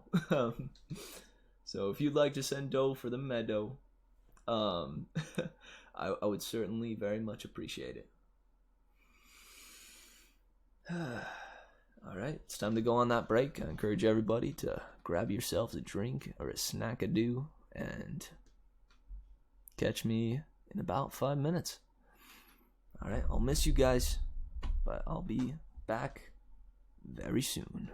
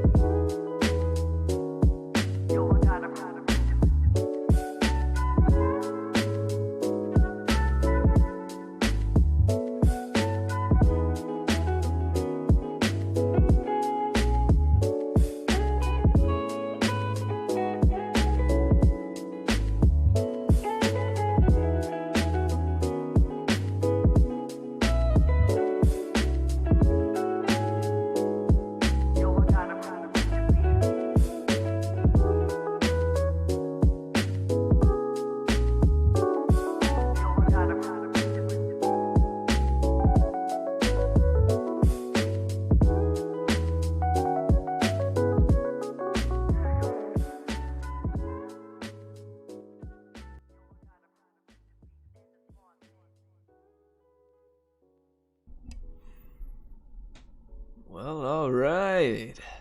Welcome back, everybody. Hope everybody's feeling nice, feeling fine and dandy. Because it is time to jump on into this next chapter. Yeah. I myself stretched a little and I'm feeling good. Feeling ready for this next little bit. I'm gonna leave just a tiny bit of time here to make sure everybody is back and ready to go. Give me a poggers and chat for for anybody that's good to go. Or a thumbs up, or a finger gun, something along those lines. Nice. Alright, Kramples is ready to go. I'll give maybe one more minute.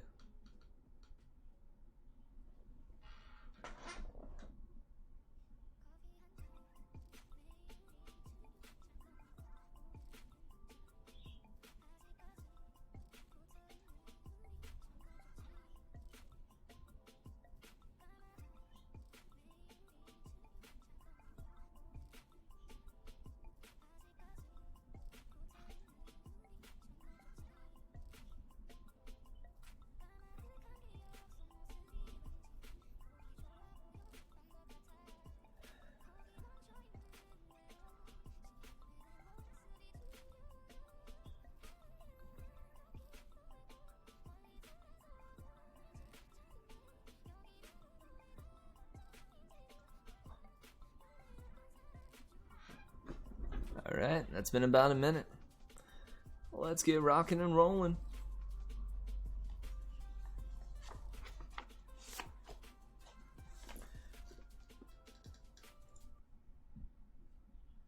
Alright, once again, this is Percy Jackson, the Lightning Thief, by Rick Riordan. Chapter 10. I ruin a perfectly good bus. It didn't take me long to pack. I decided to leave the Minotaur horn in my cabin, which left me only an extra change of clothes and a toothbrush to stuff in the backpack Grover had found for me. The camp store loaned me $100 in mortal money and 20 gold drachmas. These coins were as big as Girl Scout cookies, and had images of various Greek gods stamped on one side, and the Empire State Building on the other. The ancient mortal drachmas had been silver, Chiron told us, but Olympians never used less than pure gold. Chiron said the coins might come in handy for non-mortal transactions, whatever that meant. He gave Annabeth and me each a canteen of nectar and a Ziploc bag full of ambrosia squares, to be used only in emergencies, if we were seriously hurt. It was God food. Chiron reminded us. It was God food, Chiron reminded us. It would cure us of almost any injury, but it was lethal to mortals. Too much of it would make a half-blood very, very feverish. An overdose would burn us up. Literally. Annabeth was bringing her Magic Yankees cap, which she told me had been a 12th birthday present from her mom. She carried a book on famous classic architecture, written in ancient Greek, to read when she got bored, and a long bronze knife, hidden in her shirt sleeve. I was sure the knife would get us busted the first time we went through a metal detector. Grover wore his fake feet and his pants to pass as human. He wore a green Rasta-style cap because when it rained, his curly hair flattened and you could just see the tips of his horns. His bright orange backpack was full of scrap metal and apples to snack on.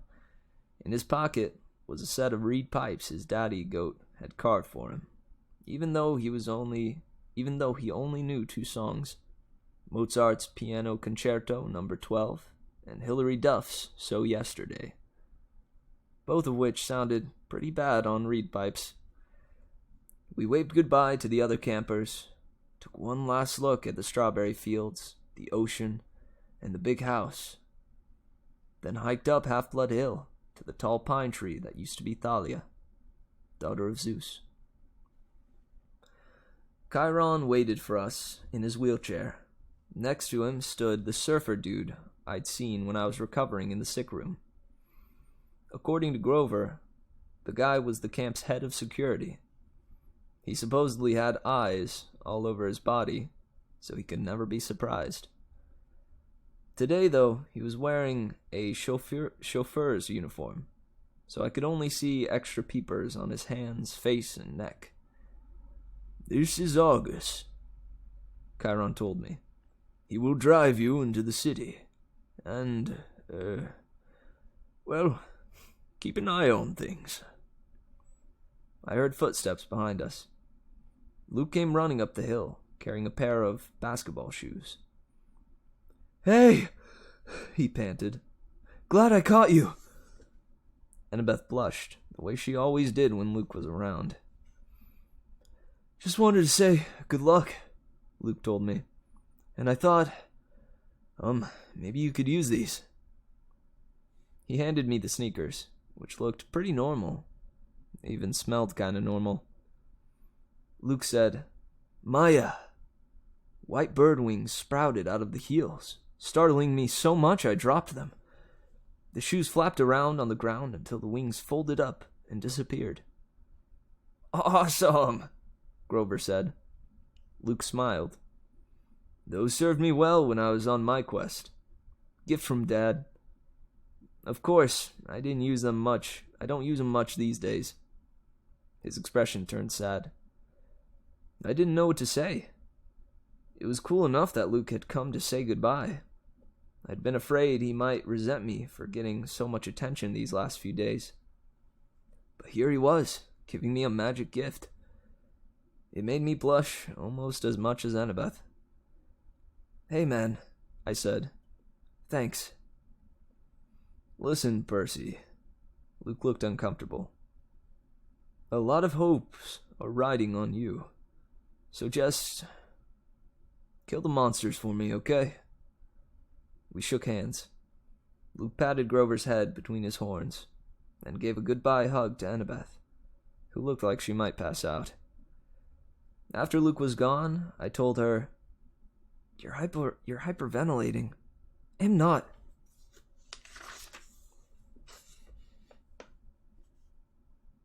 "You let him capture the flag instead of you, didn't you?" "Oh, why do I want to go anywhere with you, Percy?" She stomped down the other side of the hill, where a white SUV waited on the shoulder of the road. Argus followed, jingling his car keys.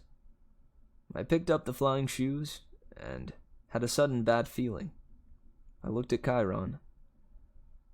"I won't be able to use these, will I?" He shook his head. "Luke meant well, Percy, but taking to the air, that would not be wise for you." I nodded, disappointed. But then I got an idea. "Hey, Grover, you want a magic item?" His eyes lit up. "Me?" Pretty soon, we'd laced the sneakers over the fake feet, and the world's first flying goat boy was ready for launch. "Maya!" he shouted. He got off the ground okay, but then fell over sideways, so his backpack dragged through the grass. The winged shoes kept bucking up and down like tiny broncos. "Practice," Chiron called after him. "You just need practice." Grover went flying sideways down the hill, like a possessed lawnmower heading towards the van. Before I could follow, Chiron caught my arm. "I should have trained you better, Percy," he said. "If only I had more time. Hercules, Jason, they all got more training." "That's okay. I just wish..." I stopped myself, because I was about to sound like a brat. I was wishing my dad had given me a cool magic item to help on the quest. Something as good as Luke's flying shoes, or Annabeth's invisible cap. "What am I thinking?" Chiron cried. "I can't let you get away without this." He pulled a pen from his coat pocket and handed it to me. It was an ordinary disposable ballpoint, black ink removable cap. Probably cost 30 cents. "Gee," I said. "Thanks." "Percy, that's a gift from your father. I've kept it for years, not knowing you were who I was waiting for. But the prophecy is clear to me now. You are the one." I remembered the field trip to the Metropolitan Museum of Art. When I'd vaporized Mrs. Dodds, Chiron had thrown me a pen that had turned into a sword. Could this be? I took off the cap, and the pen grew longer and heavier in my hand. In half a second, I held a shimmering bronze sword with a double-edged blade, a leather-wrapped grip, and a flat hilt riveted with gold studs. It was the first weapon that actually felt balanced in my hand. "The sword has a long and tragic history that we need not go into," Chiron told me. "Its name is Anaklusmos." "Riptide," I translated, surprised the ancient Greek came so easily. "Use it only for emergencies," Chiron said, "and only against monsters. No hero should harm mortals unless absolutely necessary. Of course. But this sword wouldn't harm them in any case." I looked at the wickedly sharp blade. "What do you mean it wouldn't harm mortals? How could it not?" "The sword is celestial bronze, forged by the Cyclopses, tempered in the heart of Mount Etna, cooled in the river Lethe. It's deadly to monsters, to any creatures from the underworld. Provided they don't kill you first. But the blade will pass through mortals like an illusion. They simply are not important enough for the blade to kill. And I should warn you, as a demigod, you can be killed by either celestial or normal weapons. You are twice as vulnerable." "Good to know." "Now recap the pen." I touched the pen cap to the sword tip, and instantly, Riptide shrank to a ballpoint pen again. I tucked it in my pocket, a little nervous, because I was famous for losing pens at school. "You can't," Chiron said. "Can't what?" "Lose the pen," he said. "It is enchanted. It will always reappear in your pocket. Try it." I was wary, but I threw the pen as far as I could down the hill, and watched it disappear in the grass. "It may take a few moments," Chiron told me. "Now, check your pocket." Sure enough, the pen was there. "Okay, that's extremely cool," I admitted.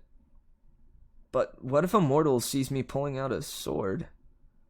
Chiron smiled. "Mist is a powerful thing, Percy." "Mist?" "Yes. Read the Iliad. It's full of references to stuff. Whenever divine or monstrous elements mix with the mortal world, they generate mist, which obscures the vision of humans. You will see things just as they are, being a half-blood, but humans will interpret things quite differently.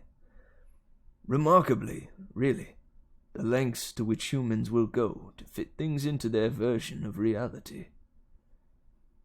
I put Riptide back in my pocket. For the first time, the quest felt real. I was actually leaving Half-Blood Hill. I was heading west with no adult supervision, no backup plan, not even a cell phone. Chiron said cell phones were traceable by monsters. If we used one, it would be worse than sending up a flare.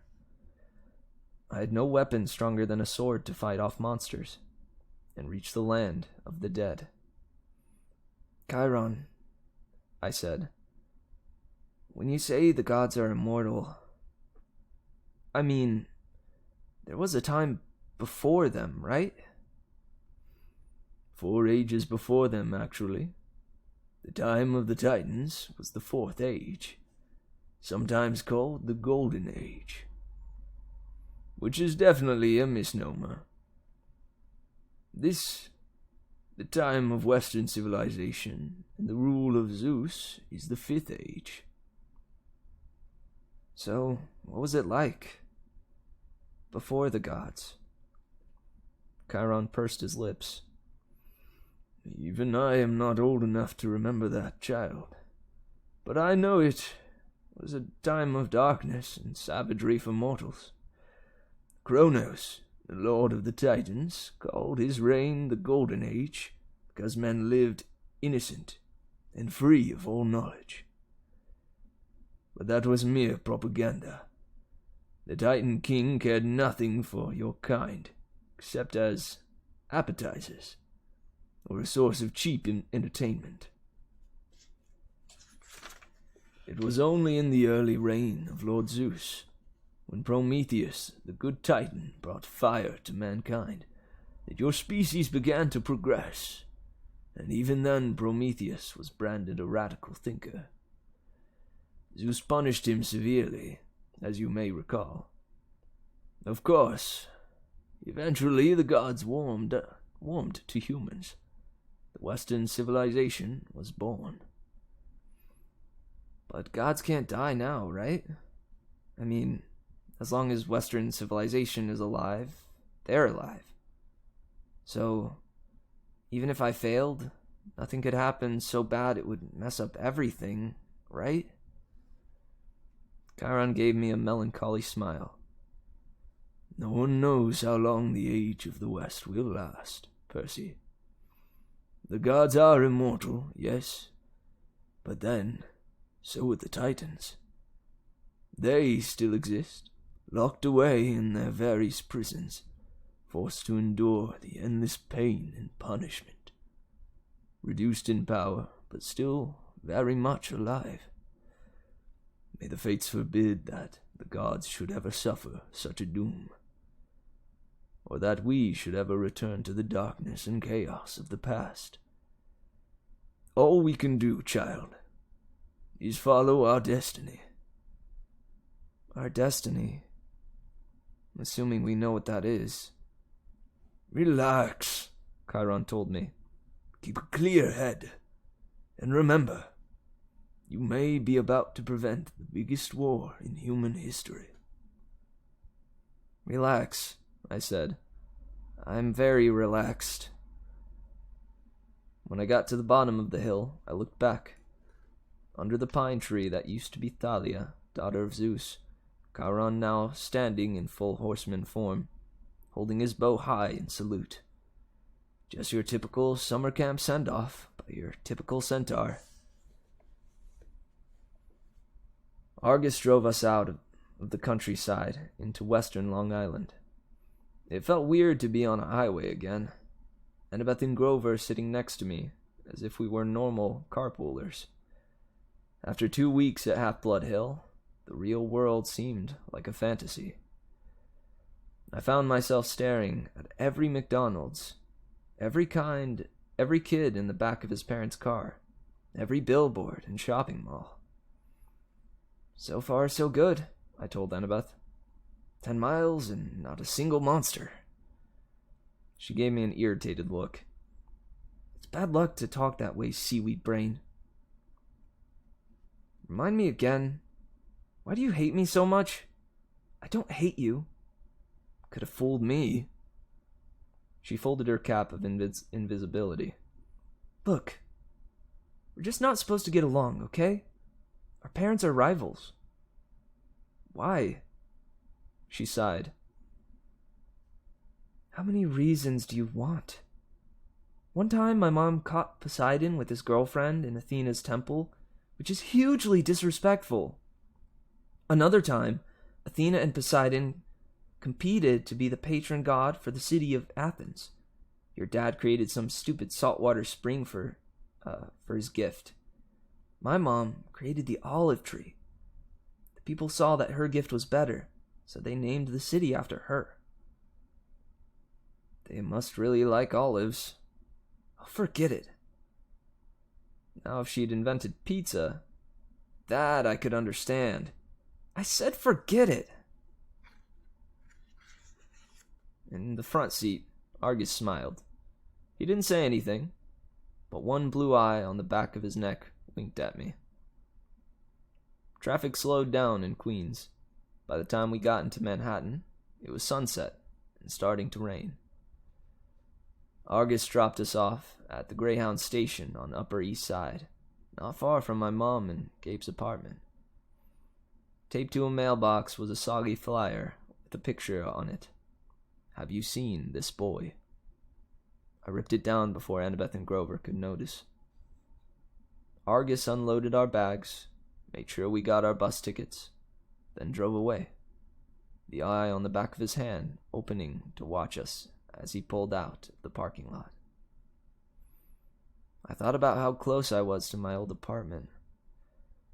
On a normal day, my mom would be home from the candy store by now. Smelly Gabe was probably up there right now playing poker, not even missing her. Grover shouldered his backpack. He gazed down the street in the direction I was looking. You want to know why she married him, Percy? I stared at him. Were you reading my mind or something? Just your emotions, he shrugged. Guess I forgot to tell you satyrs can do that. You were thinking about your mom and your stepdad, right? I nodded, wondering what else Grover might have forgotten to tell me. Your mom married Gabe for you, Grover told me. You call him smelly, but you've got no idea. The guy has this aura. Yuck. I can smell him from here. I can smell traces of him on you, and you haven't been near him for a week. Thanks, I said. Where's the nearest shower? You should be grateful, Percy. Your stepfather smells so repulsively human, he could mask the presence of any demigod. As soon as I took a whiff inside his Camaro, I knew. Gabe has been covering your scent for years. If you hadn't lived with him every summer, you probably would have been found by monsters a long time ago. Your mom stayed with him to protect you. She was a smart lady. She must have loved you a lot and put up with that guy. She must have loved you a lot to put up with that guy. If that makes you feel any better. It didn't, but I forced myself not to show it. I'll see her again, I thought. She isn't gone. I wondered if Grover could still read my emotions, mixed up as they were. I was glad he and Annabeth were with me, but I felt guilty that I hadn't been straight with them. I hadn't told them the real reason I'd said yes to this crazy quest. The truth was, I didn't care about retrieving Zeus's lightning bolt, or saving the world, or even helping my father out of trouble. The more I thought about it, I resented Poseidon for never visiting me, never helping Mom, never even sending a lousy child support check. He'd only claimed me because he needed a job done. All I cared about was my mom. Hades had taken her unfairly. Hades was going to give her back. You will be betrayed by one who calls you a friend, the oracle whispered in my mind. You will fail to save what matters most in the end. Shut up, I told it. The rain kept coming down. We got restless waiting for the bus and decided to play some hacky sack with one of Grover's apples. Annabeth was unbelievable. She could bounce an apple off her knee, her elbow, her shoulder, whatever. I wasn't too bad myself. The game ended when I tossed the apple toward Grover, and it got too close to his mouth. In one mega goat bite, our hacky sack disappeared. Core, stem, and all. Grover blushed. He tried to apologize, but Annabeth and I were too busy cracking up. Finally, the bus came. As we stood in line on board, Grover started looking around, sniffing the air, like he'd smelled his favorite school cafeteria delicacy, enchiladas. "What is it?" I asked. "I don't know," he said tensely. "Maybe it's nothing." But I could tell it wasn't nothing. I started looking over my shoulder, too. I was relieved when we finally got on board and found seats together in the back of the bus. We stowed our backpacks, and Beth kept slapping her Yankees cap nervously against her thigh. As the last passengers got on, Annabeth clamped her hand on my knee. "Percy." An old lady that had boarded the bus.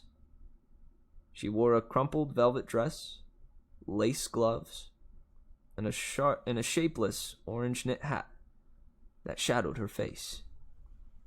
And she carried a big paisley purse.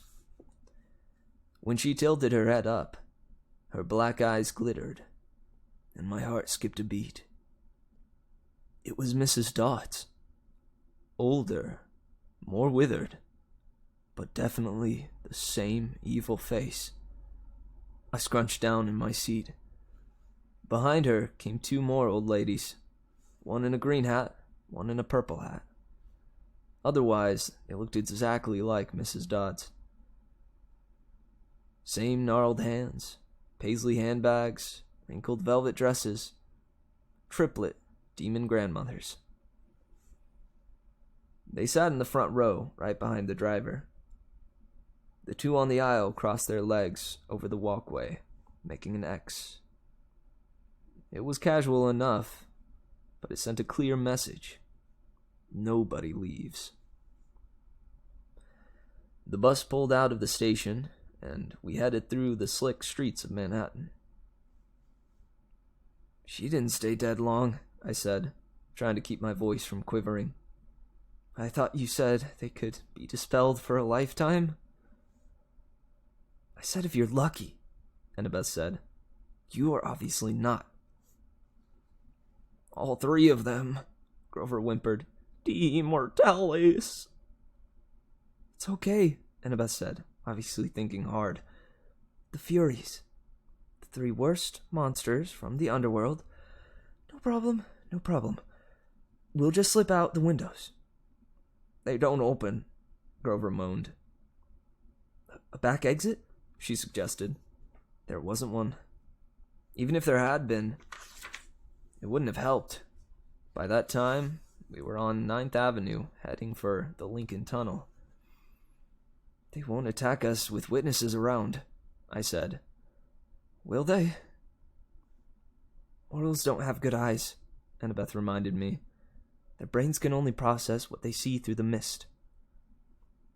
"They'll see three old ladies killing us, won't they?" She thought about it. "Hard to say. But we can't count on mortals for help. Maybe an emergency exit in the roof?" We hit the Lincoln Tunnel, and the bus went dark, except for the running lights down the aisles. It was eerily quiet without the sound of the rain.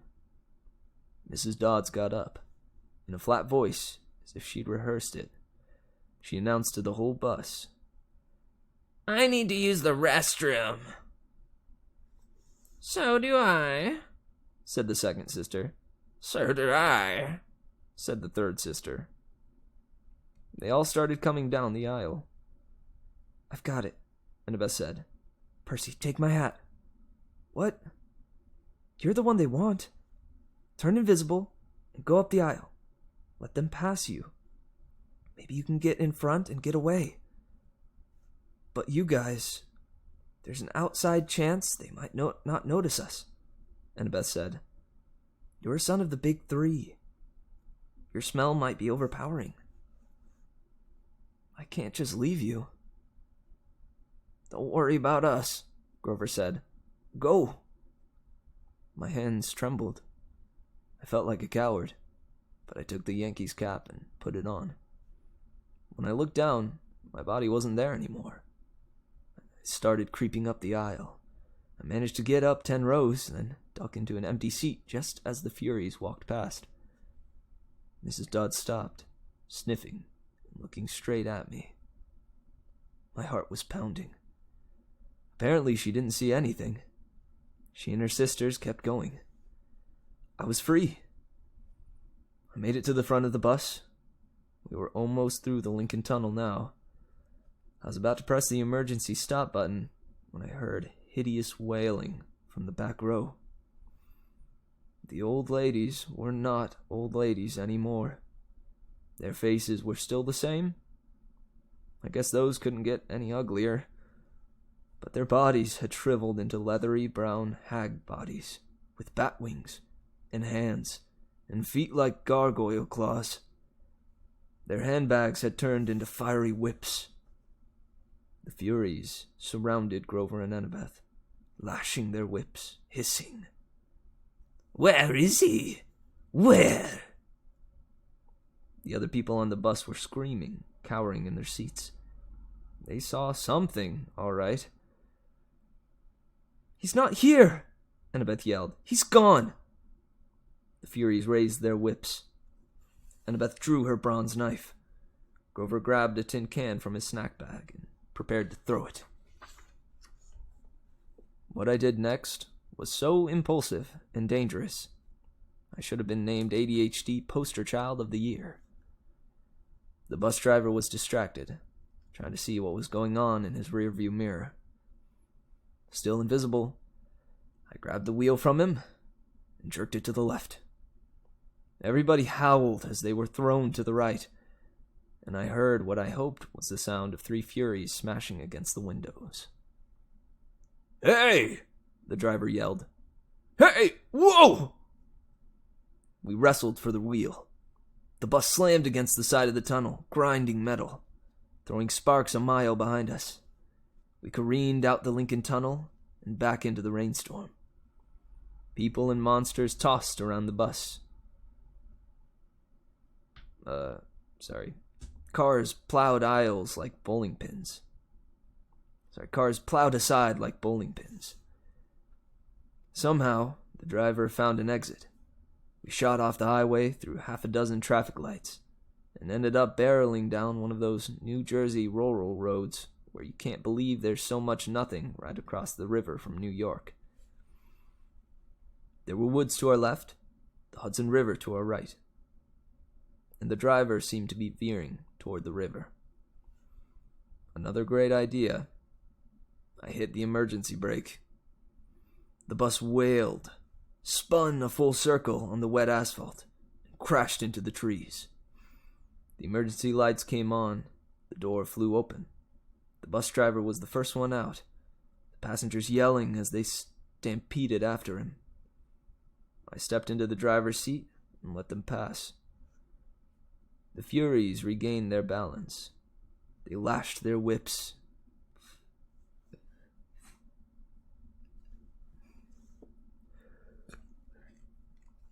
Pardon me.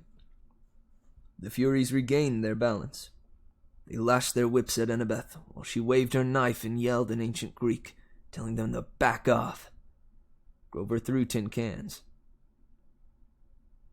I looked at the open doorway. I was free to go. But I couldn't leave my friends. I took off the invisible cap. Hey! The Furies turned, baring their yellow fangs at me. And the exit suddenly seemed like an excellent idea. Mrs. Dodd stalked up the aisle, just as she used to do in class, about to deliver my F- math test. Every time she flicked her whip, red flames danced along the barbed leather. Her two ugly sisters hopped on the top of the seats on either side of her and crawled toward me like huge, nasty lizards. Percy Jackson, Mrs. Dodds said, in an accent that was definitely from somewhere farther south than Georgia. You have offended the gods. You shall die here. Or, Southern. Hey, y'all. Perseus Jackson, Mrs. Dodds said in the accent that was definitely from somewhere farther south than Georgia. You have offended the gods. You shall die. I liked you better as a math teacher, I told her. She growled. Annabeth and Grover moved up behind the Furies cautiously, looking for an opening. I took the ballpoint pen out of my pocket and uncapped it, riptide elongated into a shimmering double-edged sword. The Furies hesitated. Mrs. Dodds had felt Riptide's blade before. She obviously didn't like seeing it again. Submit now, she hissed, and you will not suffer eternal torment. And you will not suffer eternal torment.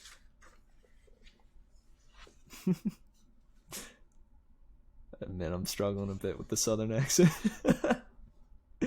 It's so different from all the other voices I've done so far. Nice try, I told her. Percy, look out! Annabeth cried. Mrs. Dodds lashed her whip around my sword hand, while the Furies on either side lunged at me. My hands felt like it was wrapped in molten lead, but I managed not to drop Riptide. I stuck the Fury on the left with its hilt, sending her toppling backwards into a seat. I turned and sliced the Fury on the right. As soon as the blade connected with her neck, she screamed and exploded into dust. Annabeth got Mrs. Dodds in a wrestler's hold and yanked her backwards while Grover ripped the whip out of her hands. Ow! He yelled. Ow! Hut, hut, hut! The Fury I'd hilt slammed came at me again, talons ready, but I swung Riptide and she broke open like a piñata. Mrs. Dodds was trying to get Annabeth off her back. She kicked, clawed, hissed, and bit, but Annabeth held on while Grover got Mrs. Dodds' legs tied up in her own whip. Finally, they both shoved her backward into the aisle. Mrs. Dodds tried to get up, but she didn't have room to flap her bat wings, so she kept falling down. Zeus will destroy you, she promised. Hades will have your soul. Bracas meas fiscimini, I yelled. I wasn't sure where the Latin was coming from. I think it meant, eat my pants. Thunder shook the bus. The hair rose on the back of my neck. Get out! Annabeth yelled at me. Now! I didn't need any encouragement. We rushed outside and found the other passengers wandering around in a daze, arguing with the driver or running around in circles yelling, We're going to die! A Hawaiian-shirted tourist with a camera snapped my photograph before I could recap my sword. Our bags, Grover realized. We left our... Boom! The windows of the bus exploded as the passengers ran for cover. Lightning shredded a huge crater in the roof, but an angry wail from inside told me Mrs. Dodds was not yet dead. Run! Annabeth said. She's calling for reinforcements. We have to get out of here. We plunged into the woods as the rain poured down, the bus in flames behind us, and nothing but darkness ahead.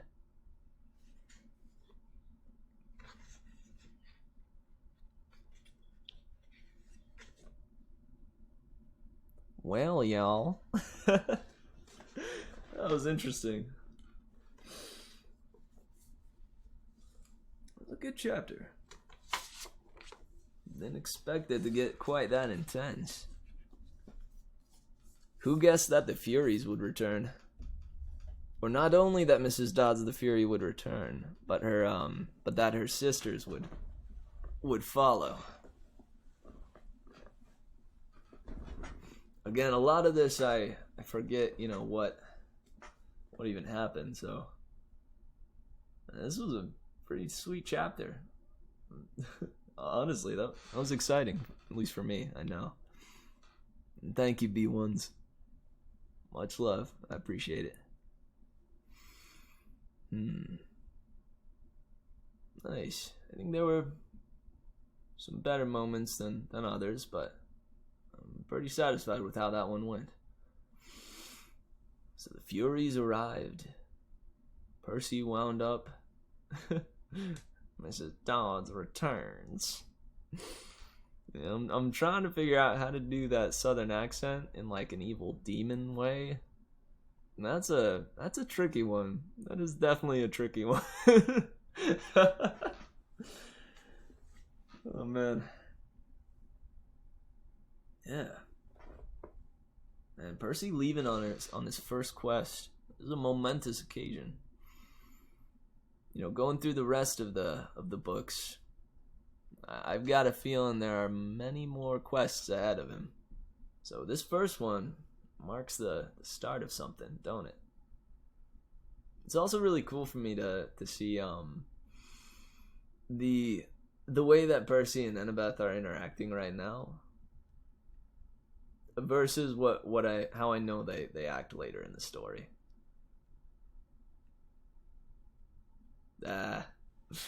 Too true, B1s, too true. I am too.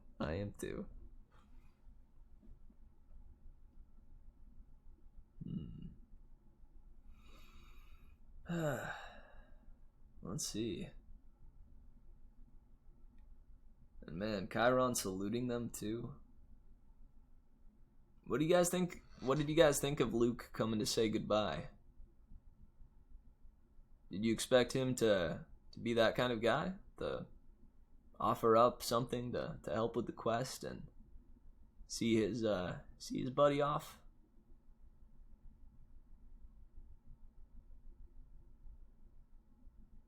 I kind of thought he might be more likely to forget about it, or forget it was even happening. Wait, then again, how did he even know it was happening? I guess, did the word get around Camp Half-Blood? Or did he just get like a gut feeling? Maybe? Mayhaps? That's unclear.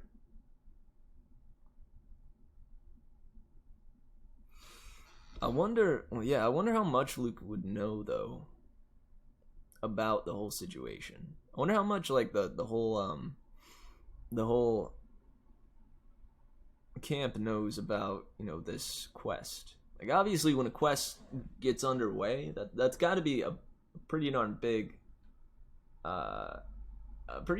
situation, right?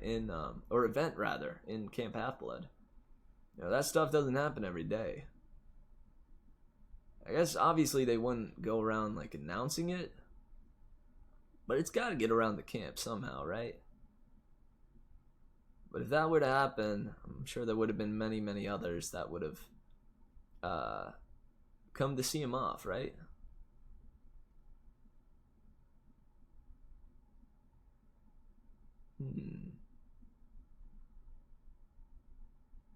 That whole no cell phones thing is a bit tricky.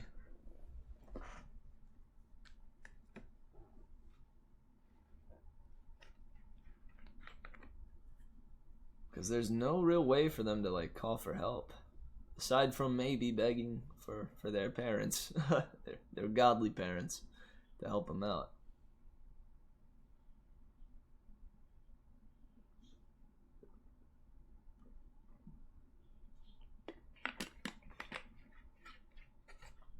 Also, it was lightning that blew the bus up. I forgot about that. I honestly forgot about how much Zeus has it out for Percy. I mean, I didn't even remember the main conflict, the fact that the fact that Zeus and Poseidon are pitted against each other in this, and serve as the main kind of driving story force. It's kind of hilarious that monsters are attuned to cell signals. Yeah, honestly, that seems a little too convenient. Yeah, my question is how? Dude, I agree. Freaking Miss Dodds. Get her out of here. Do you have a feeling she'll be coming back again? Or actually, at the moment, she's not dead yet. They're running, but do you think she's gonna catch up to him? At any rate, if it's not sooner, it might be later. Yeah. I'll have to work on that southern demon voice. Dude, honestly, that caught me by surprise. I don't remember if in the previous chapters it talked about her having a southern draw, or if it was just that when she, took on a human form again, she decided to change up her accent. That caught me by surprise. I'd say out of all the stuff like in this chapter, that's the thing that caught me by surprise the most. A southern demon. Goodness. No doubt about it. That's some funny stuff. Y'all gonna die. What about Hermes? Is he against Poseidon? Is that why Luke is the... Excuse me. Why would you think Luke is an antagonist? He's a part of Camp Half-Blood, same as Percy.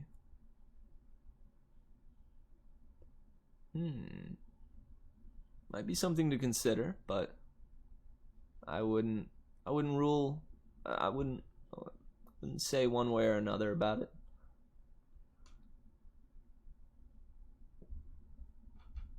Well, I know, I don't know. I know Caetana Moore knows about Luke's part in the story, but some of the others might not as well. He is a demigod indeed, but there's more to him, I believe, than we know so far. He's had those short moments of coldness, and bitterness, and yeah, that signals me off to the idea that there is more to him than we actually know.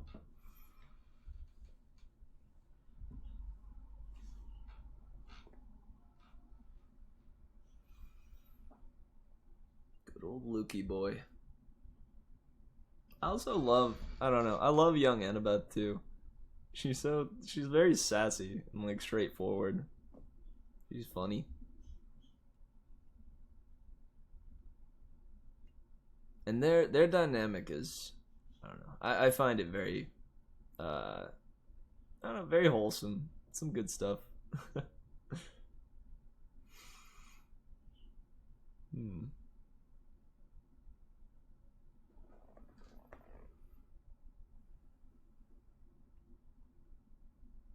Man, it really has been a long time since I've read through these books. The amount of stuff that has been surprising me, within these chapters, is surprising. For lack of a better term. I figured more would come back to me as I read through it. Now I admit some stuff is coming back to me about what I remember about the story, but a lot of it I'm relearning right alongside you guys.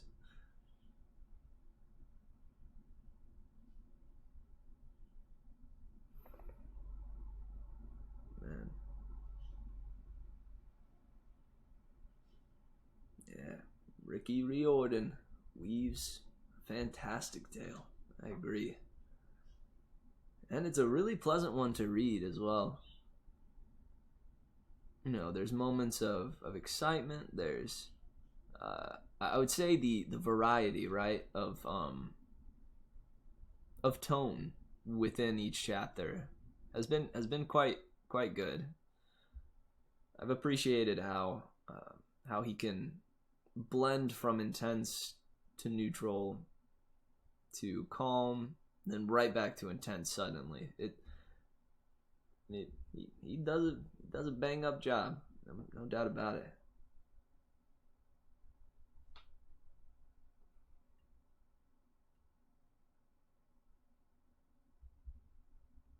Yeah, there is an Egyptian, a series based on Egyptian mythology.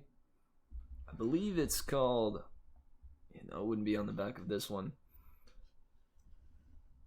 The red pier? No, what is that called? Hang on, give me a sec.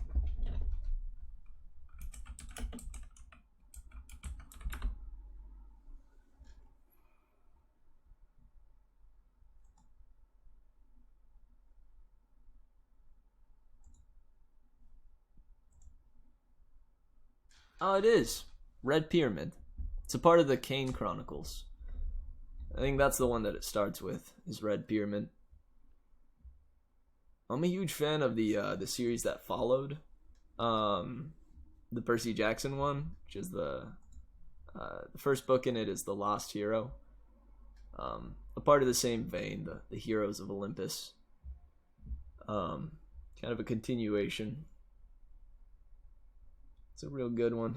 I'm excited. I definitely, if you guys are into this series, I would definitely want to jump into the series that follows it afterwards. That would definitely be my vote, but I don't know. We may need a little break from Jackson and friends.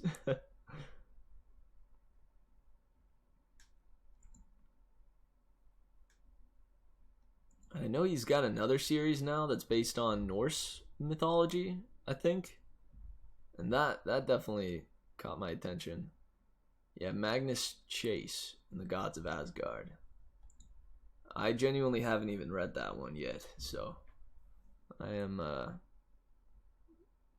color me interested. I'm curious about that series. Nice, yeah. No, I definitely want to jump into that one. In fact, I actually started reading to my folks the Heroes of Olympus, the continuation of it, the Lost Hero. I started reading that one to them because I didn't have the Lightning Thief. I have the second book, I believe, The Sea of Monsters, but I did not have the Lightning Thief yet. So, but I wanted to read something to him, and I was excited about this series. So I figured, we can start with this other one. I'll fill them in. But just reading like a small bit of it, the first few chapters, I love how that series is formatted. Keitanomori, I don't know if you've read those, but do you know how the chapters are formatted? How they bounce between perspectives? You see, the Percy Jackson series, it comes straight from Percy's perspective throughout the whole series, but in the continuation in The Lost Hero, they bounce between perspectives, which is really, really cool. I mean, it would be like jumping perspectives from Percy to Annabeth to Grover throughout this book as we went along. And that's just super cool. And there's moments where they get separated and junk, and man, some good stuff. Some good stuff.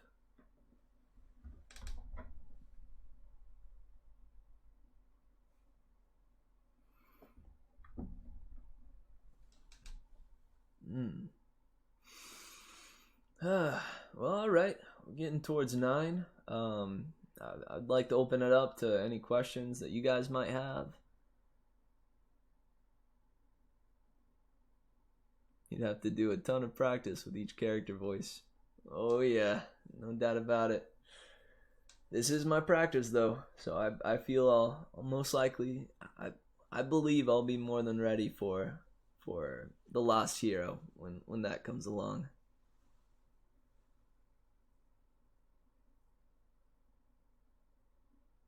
Lemony Snicket. That's the author, right? Not a series, or not a book title. Forgive me if I'm wrong. I'm not entirely sure.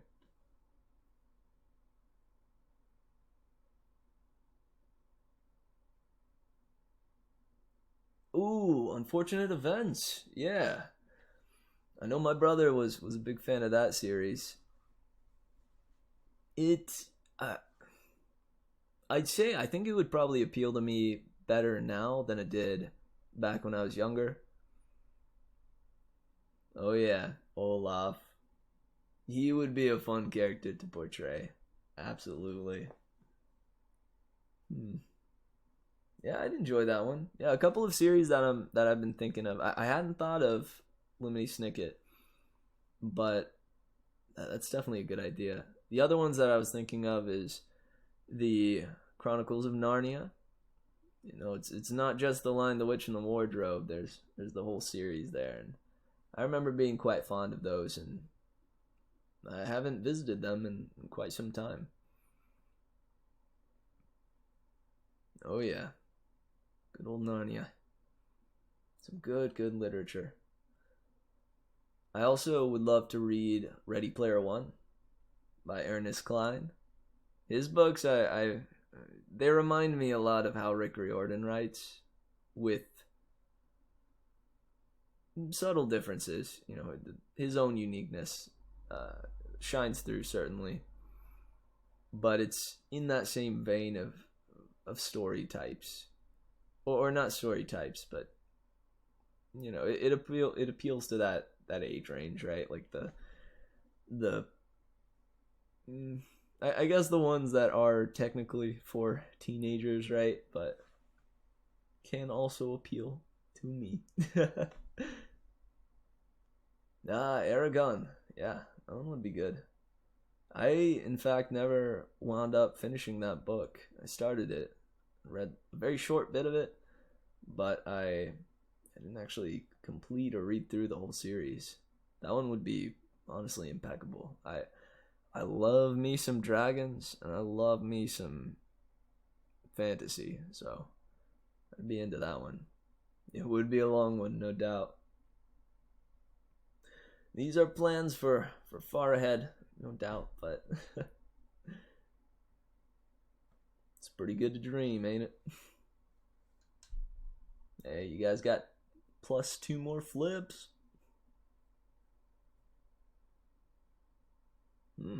How'd we jump to 6 viewers? Do we have a new a new person in chat?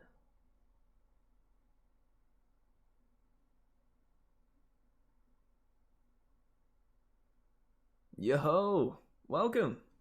How you doing, Apples? We're towards the end of the stream here, and I finished up my reading of Rick Riordan's Percy Jackson, The Lightning Thief. This is the part of the stream where we discuss a little bit about how we felt about the chapters, and do some just chatting. We are on chapter 11, I believe. I might be wrong. Yeah, no, I was right. We're on chapter 11.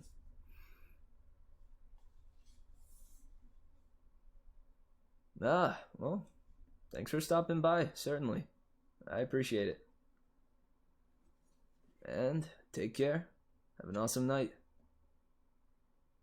Oh, I enjoyed it a lot too, certainly.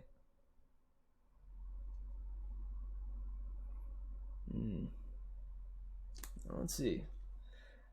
Trying to think if there are any other final thoughts I might want to touch on for the end here.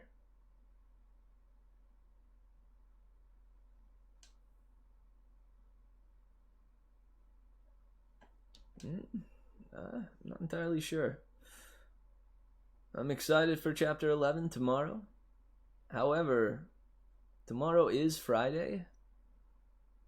How did we feel about reading a different book on Fridays, right? The mix up. Either some short stories or something in that vein instead of Percy Jackson, or I'm thinking we could also have a happy, happy medium there where I read one chapter of Percy Jackson and then a couple short stories, or maybe a chapter out of a different book.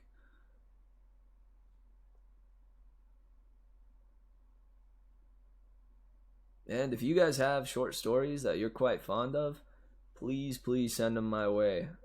I'll most likely make a channel for that in the Discord. If you guys ever come across one of those that you really love and want to hear me read, that would be really cool. I'd love to be able to read suggestions from you guys, or even a shorter book or something along those lines that you'd love to hear from little old me. That'd be pretty sweet. Any thoughts though on that? Whether or not we want a little mix up tomorrow?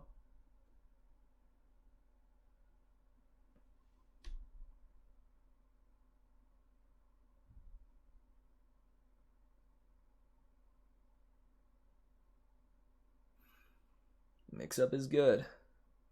Nice. Alright, I'll try to look into it and see if I can find a couple of short stories. Right on. Cool. It will also probably depend on how much time I have to look into that. Otherwise, I think I'll default to starting the Phantom Toll Booth with you guys. Oh, Henry.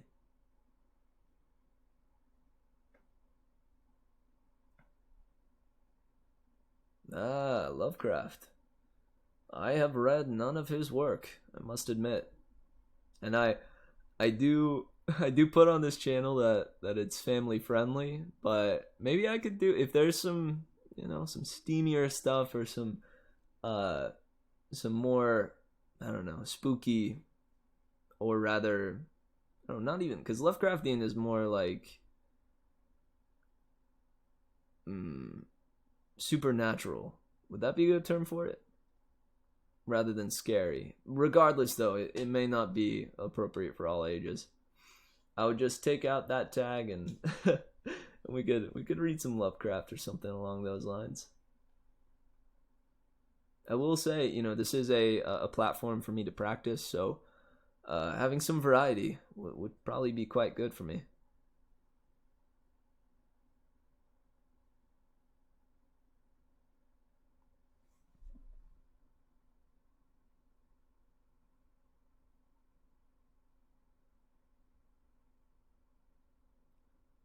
Oh, The Gift of the Magi. I watched a little bit of a series about a certain magi before. I don't know if you guys have seen it, but I've not heard of The Gift of the Magi by Owen Henry. Hey, now that's an idea. I really dig that idea, Keitana Moore. I'm into a late night stream. Would you guys be awake around there? Or around then? Maybe start around 10, go to 12? Or are you guys thinking more like start at 11 and go to 1? Or it may just be a shorter stream, like late night shorter stream, like around 11 to 12. To kind of feel it out to see how long those stories take. But I tend to try to give each story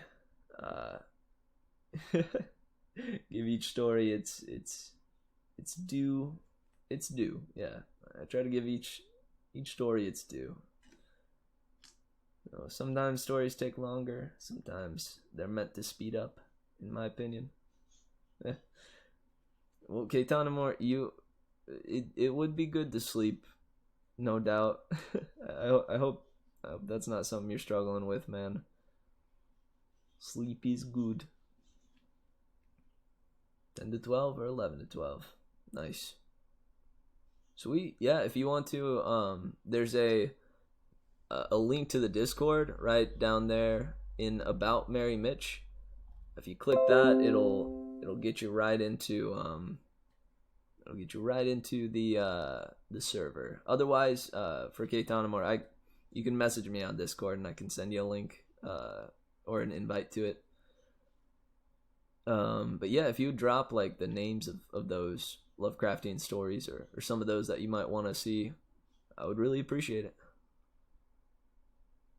All right, whoa. It is in fact 9:04. So, that means it is time for me to get on. Well, guys, thank you so much for stopping by and listening to me read some words that string together into a fanciful story about a young kid who goes on a quest. Good night, all, and thank you for coming. I love you all bunches.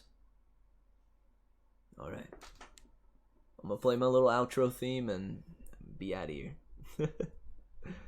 Alright.